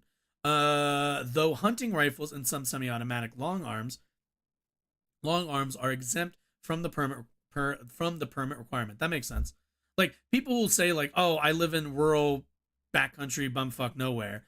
I need a rifle because what if there's wolves or whatever? To which I'm like, look, that's fine. If you live in RE4 land, then that's fine. I got no problem with you fighting off ganados on your way back home. It's fine. But, like, that's not really, I'm not worried about hunting rifles. Nobody is going out and murdering people with hunting rifles. And honest to God, if they did, I don't think we wouldn't even be in that big of a, it wouldn't be as dangerous as people going out with ARs and committing mass shootings. Like, they're just, ARs are just more effective. If you've ever played Call of Duty, you know not to bring a sniper to a small map, unless you're really good at no scoping, I guess. Cantonal police don't take their duty doling outgun. I've never seen that word actually spelled. Only heard it spoken. Outgun licenses lightly. They might consult a psychiatrist or talk with authorities with other cantons where a prospective gun buyer has lived to vet the person. See, this is what I want, man. I just want some kind of investigatory body into making sure that people who are psychopaths don't buy guns. Swiss laws are designed to prevent anyone who's violent or incompetent from owning a gun. Huh. God, the concept. People who've been convicted of a crime or have an alcohol or drug addiction aren't allowed to buy guns in Switzerland. The law also states that anyone who, quote, expresses a violent or dangerous attitude, unquote, won't be permitted to own a gun. Gun owners who want to carry their weapons for defensive purposes also have to prove they can properly load, unload, and shoot their weapons and must pass a test to get a license. Switzerland is also one of the richest, healthiest, and by some measures, happiest countries in the world. In 2019, World Happiness Report. Okay, I don't care about happiness. We're talking about, let's see, report authors declining social support and increased corruption, as well as, what's this? Switzerland fourth overall among the world's nations. The report authors noted that the country tends to do well on all the main factors found to support happiness, caring, da da da da. Meanwhile, here I am being like declining social support, increased corruption. Whoa, what is going on with Switzerland? Forgetting that meanwhile in the U.S., the report authors cite declining social support, increased corruption, as well as addiction and depression as for the fall. Swiss aren't perfect when it comes to guns. Switzerland still has one of the highest rates of gun violence in Europe. Well, yeah, that makes sense. And suicides account for most gun deaths in the country. Around the world, stronger gun laws have been linked to fewer gun deaths. That has been the case in Switzerland too. Yeah, so this is the thing. Switzerland, because they have a lot of gun ownership, you're going to see a higher rate of gun violence in comparison to Europe. But I think that's one of those cases where it's like, yeah, that makes sense. That number is going to be higher. The question is that number is unacceptable. Let's see. After hundreds of years of letting local cantons determine gun rules, Switzerland passed its first federal regulations on guns in '99 after the country's crime rate increased during the '90s. Since then, the government has added more provisions to keep the country on par with EU gun laws, and gun deaths, including suicides, have continued to drop. Well, that's good. As of 2015, the Swiss estimated that only about 11% of the citizens kept their military-issued gun at home. Let's see. Most people aren't allowed to carry their guns around in Switzerland. That also makes sense. Concealed carry permits are tough to get in Switzerland. Most people who aren't security workers or police officers don't have one. We have guns at home, but they are kept for peaceful purposes. There is no point taking a gun out of your home in Switzerland because it is illegal to carry a gun in the streets. And yeah, it's also a bit, I don't know, if you ever walk down the street and somebody had a gun with them, you'd probably be a bit concerned. That's not always a, it's not always something that's met with excitement. That's mostly true. Hunters and sports shooters are allowed to transport their guns only from their home to the firing range. They can't just stop for coffee with their rifle. Guns also cannot be loaded during transport to prevent them from accidentally firing in a place like Starbucks, something that has happened in the US at least twice. Yeah. Amazing what happens when you just kind of put a few stopgaps on some things and, can live it. Yeah, and keep in mind, I mean, the Swiss clearly don't have, like, you've seen, like, the, come and take it, the come and take it from my cold dead hands kind of attitude that don't tread on me bullshit that we have in the United States. And that's emblematic of the relationship we have. We see guns as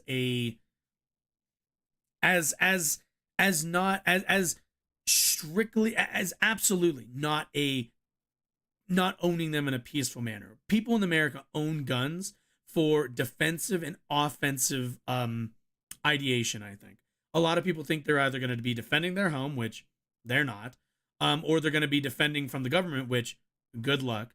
And it's just neither of these two things are realistic. And as I've said to people before, somebody breaks into your home, and I'll tell this to everybody. Somebody breaks into your home, you're like concerned, you're worried, you don't know who to have, whatever. Barricade, you probably have your phone on you, probably have your cell phone. Barricade the room you're in, call the police, and, wait there. Don't engage with people. Too many times people go and engage people. They think that, it's one person, or they think they're going to John Wick their house and end up either shooting somebody they didn't mean to, because there actually wasn't an intruder. It was, just somebody in the family rummaging around, or B, they end up getting killed themselves. So it's not safe to engage people who are literally like committing, or at least what you might be thinking, committing crime. Like, it's just not a great idea. They're a lot more ready for you than you're going to be for them. But, you used to have like 116 every. We have like 120 guns for every citizen. We have like an excess of like 20 and a half, I think. Or I think it was 21 and a half. Saying as if I could, I would Salt Smiths. You should know as bad as my home state, California. Well, then I'd still rather live here. Never like Swiss cheese.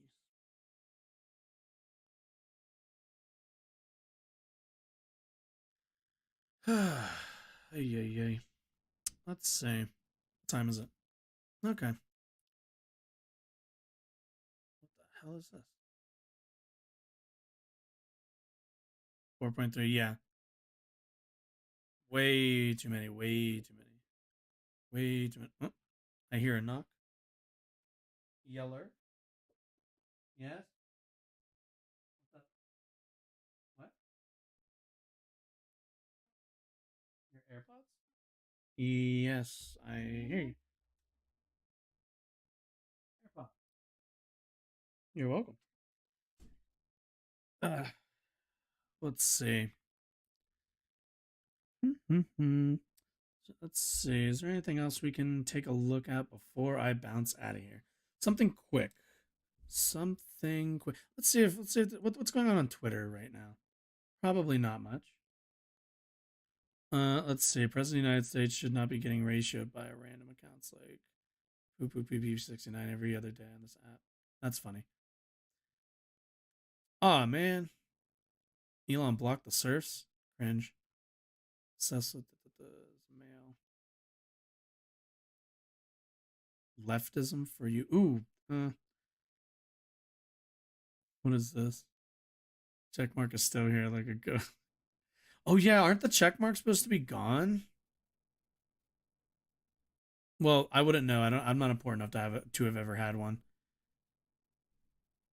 What is this? Oh, Marge. Oh, show me Marge. Fuck it. While you What do we got? Hit me with it. We're not letting it go on. We are, Congresswoman, let me assure you that we're not letting it go on. We are fighting this. No, I reclaim my time. You're a liar. You are letting this go on, and the numbers prove it. You can't lie about the facts, Secretary Mayorkas. While you live in denial and sit over there with this attitude that you're doing everything right, you are killing Americans with your policies. And that is a fact. Your policies are killing people. Over 300 Americans. You know, they say all men are created equal. And it's outrageous. Let me ask you another question. We talk about charity. See, normally if you go one-on-one with another wrestler, you ranking members got a recognize. chance of winning. You know, but I'm a we can genetic disagree. freak, and I'm not normal. But just the fact that we have people watching, you don't have to call a witness a liar. There's a way that we ought to conduct ourselves. Why not? I like calling And people liars what if they're I'm lying. hearing, I mean, that guy probably isn't, but it's not how a majority of this committee conducts business, and we can do better. So I asked that the words be taken down. Chair asked the gentlelady if she wishes to seek unanimous consent to modify or withdraw her remarks. I will not withdraw my remarks because the facts show the proof. So in making a ruling on this, it's pretty clear that the rules state you can't impugn someone's character. Identifying or calling someone a liar is unacceptable in this committee. And I make the ruling that we strike those words. dude, honestly, she gives me this energy every time she be going off. The numbers don't lie, and they spell disaster for you. God damn, man. I can't imagine being represented by Marjorie Taylor Greene. I'd just be embarrassed.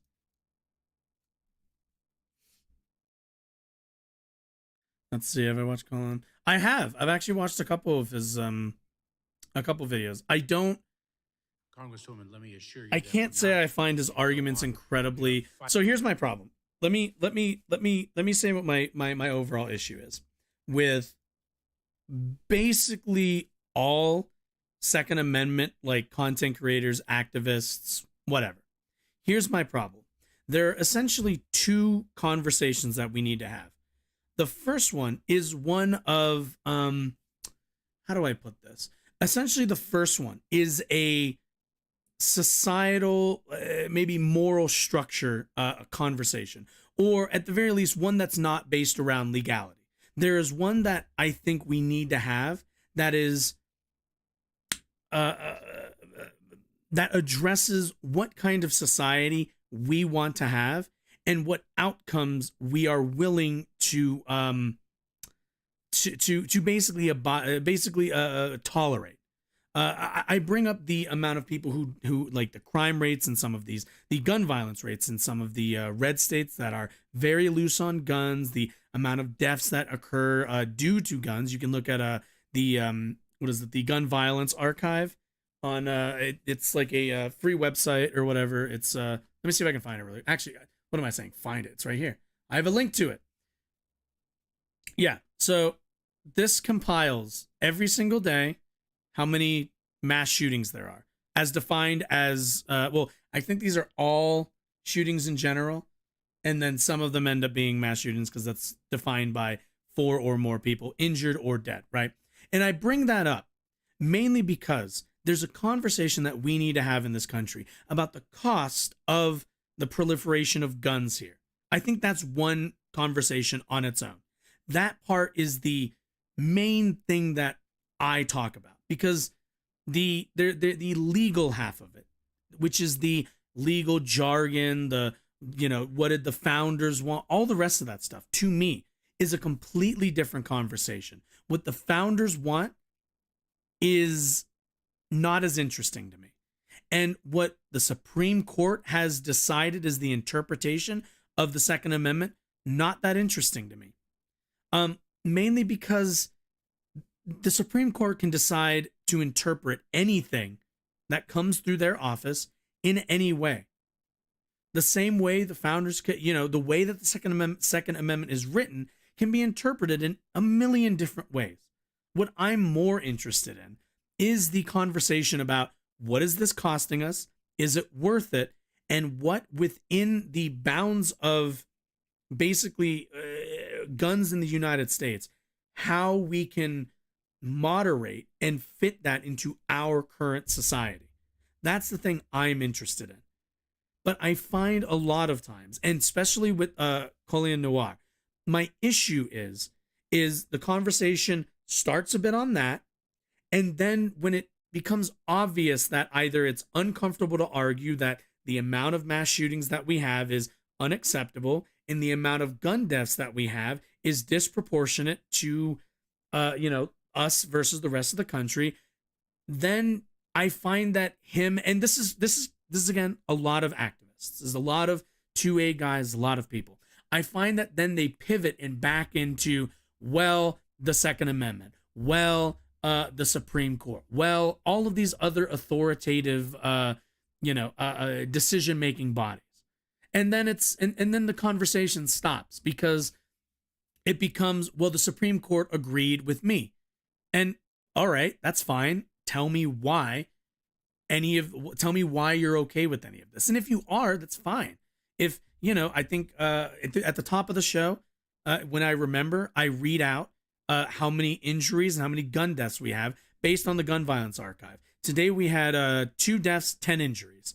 Now, that's just today, and that was whenever I checked it. Could be more by the end of these 24 hours. But keep in mind, if you're comfortable with 10 injured, 2 dead today, and then whatever tomorrow's numbers are, and whatever the next day's numbers are, that's fine. I got, if you're going to sit here and tell me, look, I think this many gun deaths, I think this many mass shootings, I think all this is worth it. It's to keep our right to bear arms, that's fine. But I need an argument as to why those things aren't a problem. Not that there's mental health issues, not that people have mental health issues in the country. People have mental health issues all over the world.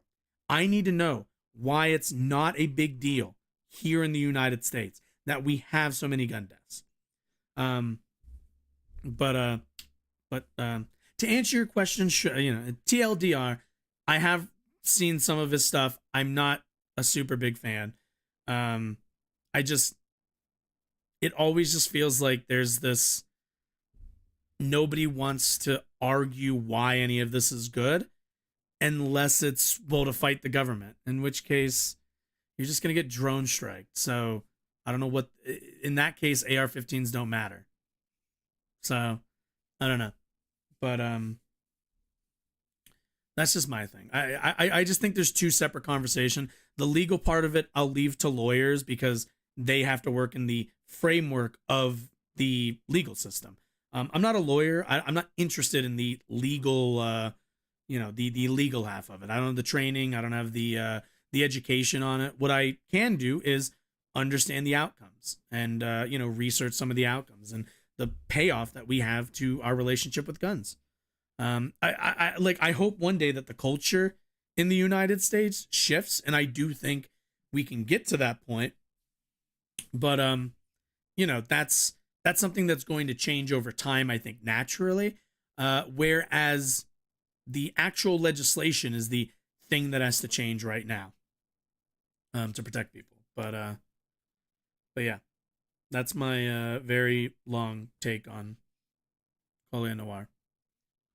And also, this is my last point on this. He's sponsored by the NRA and by gun manufacturers, so I also have an issue with him being not just an authoritative source, but I guess, activist source, because he's not. He's paid to argue on behalf of the NRA without being an NRA employee. He has a financial incentive to argue what the NRA wants and what manufacturers want, because when he does, they give him nice Smith and Wessons. They give him nice, what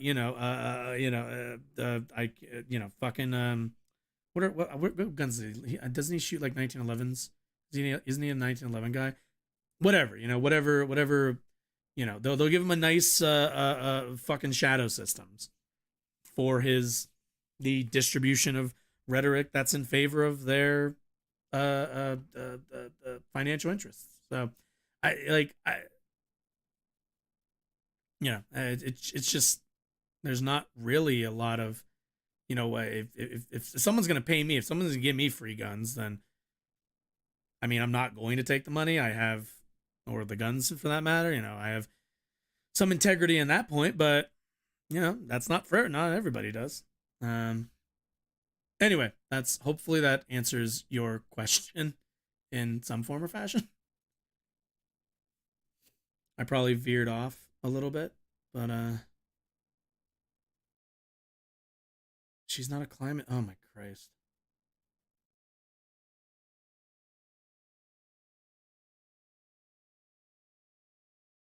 What? Wait a minute.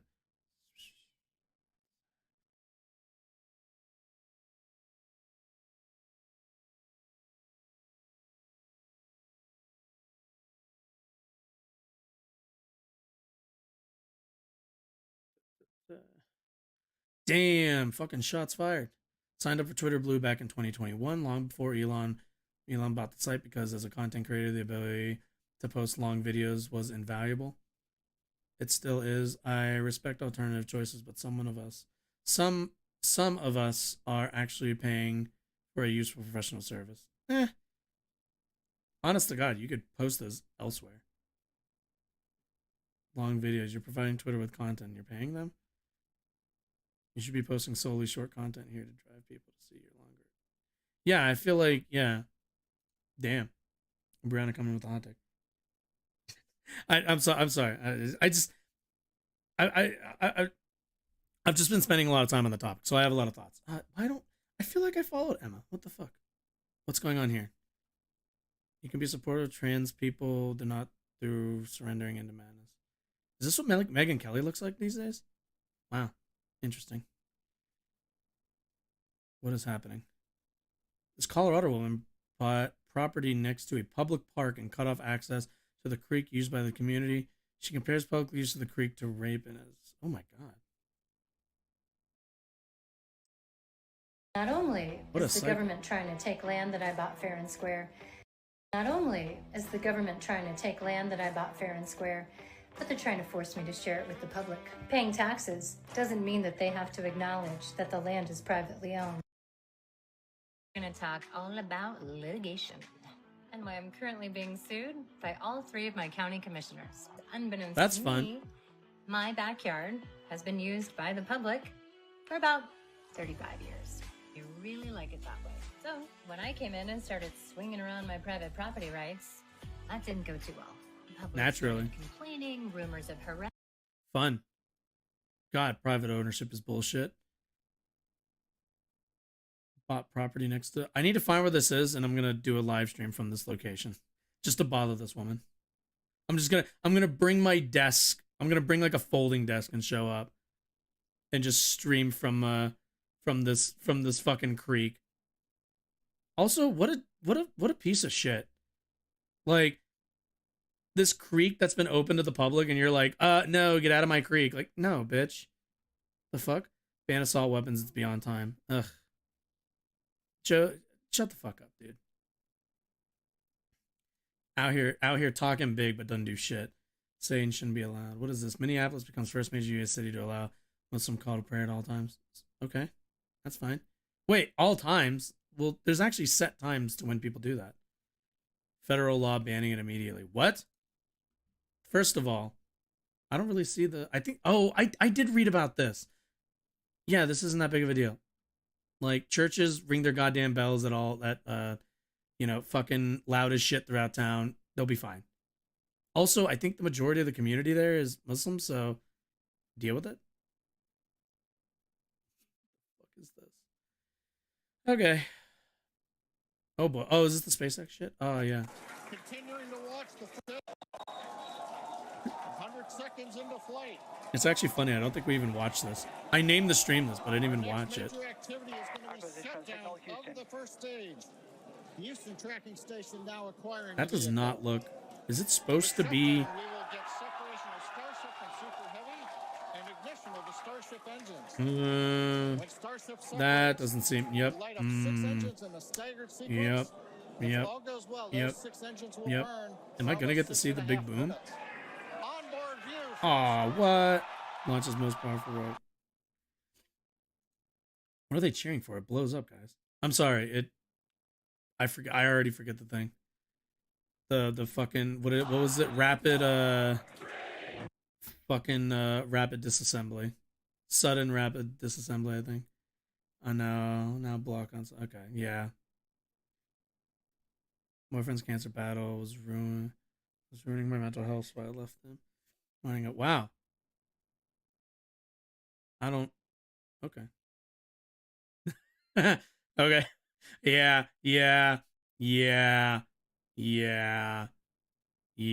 Pop. You want some pop? Yep. I can confirm this. This is true. This is incredibly true. All of my family comes from like southwestern Pennsylvania, and all of them said pop. Yep. This is true. Fucking Coke. That's funny. Okay. I'm done dicking around. Okay, we're done for the night. I was just dicking around. I'm just having fun. All right. Okay. So, I don't know if this is like exciting. I mean, you could say it's exciting. I'll say it's exciting. Exciting news. So next week, let me think about this. What's my schedule? Yeah. Okay. Yeah. Okay. So normally, because of life, I do this show at 7:00 Mountain Time every Monday, Tuesday, and Thursday. That's normally, when this happens. But next week, due to life, gonna be doing gonna have a very different schedule. Gonna be more in the afternoon for the most part, and might be every day next week, at least Monday through Friday. So that will be nice. That'll be fun. So just check back maybe. Check the schedule. I'm probably gonna try to write it out sometime by the end of probably Saturday, so that it's kind of in order and in line or whatever, so I know when I'm going live and stuff. I don't 100% know yet. But it seems like might just be doing, I'm thinking maybe like anywhere between 12 and like 4:30 or something. 4:30 is going to be the cutoff, but anytime before then is pretty much going to be the where we have some availability. So that'll be nice. That'll be fun. Do a little bit more, honestly, more hours on stream, which is always good. But either way, if you enjoyed any of what you saw, if you learn anything, got some catharsis, or just liked lurking in chat, I would be deeply gracious if you were on Twitch and you went down and you hit the follow button. That would be really cool. And if you're over on YouTube, you go down, you hit that subscribe button. That would also be really cool. You'd be in the Cool Kids Club. Be very, very, I'd be very gracious for that. Really helps out the channel, helps things keep on moving. Otherwise, this is going to be it for me for the end of this week. And yeah, see you all Monday. And yeah, everyone have a lovely afternoon or night. It's nighttime now. Yeah, everyone have a lovely night. Bye-bye. I don't know why I said afternoon.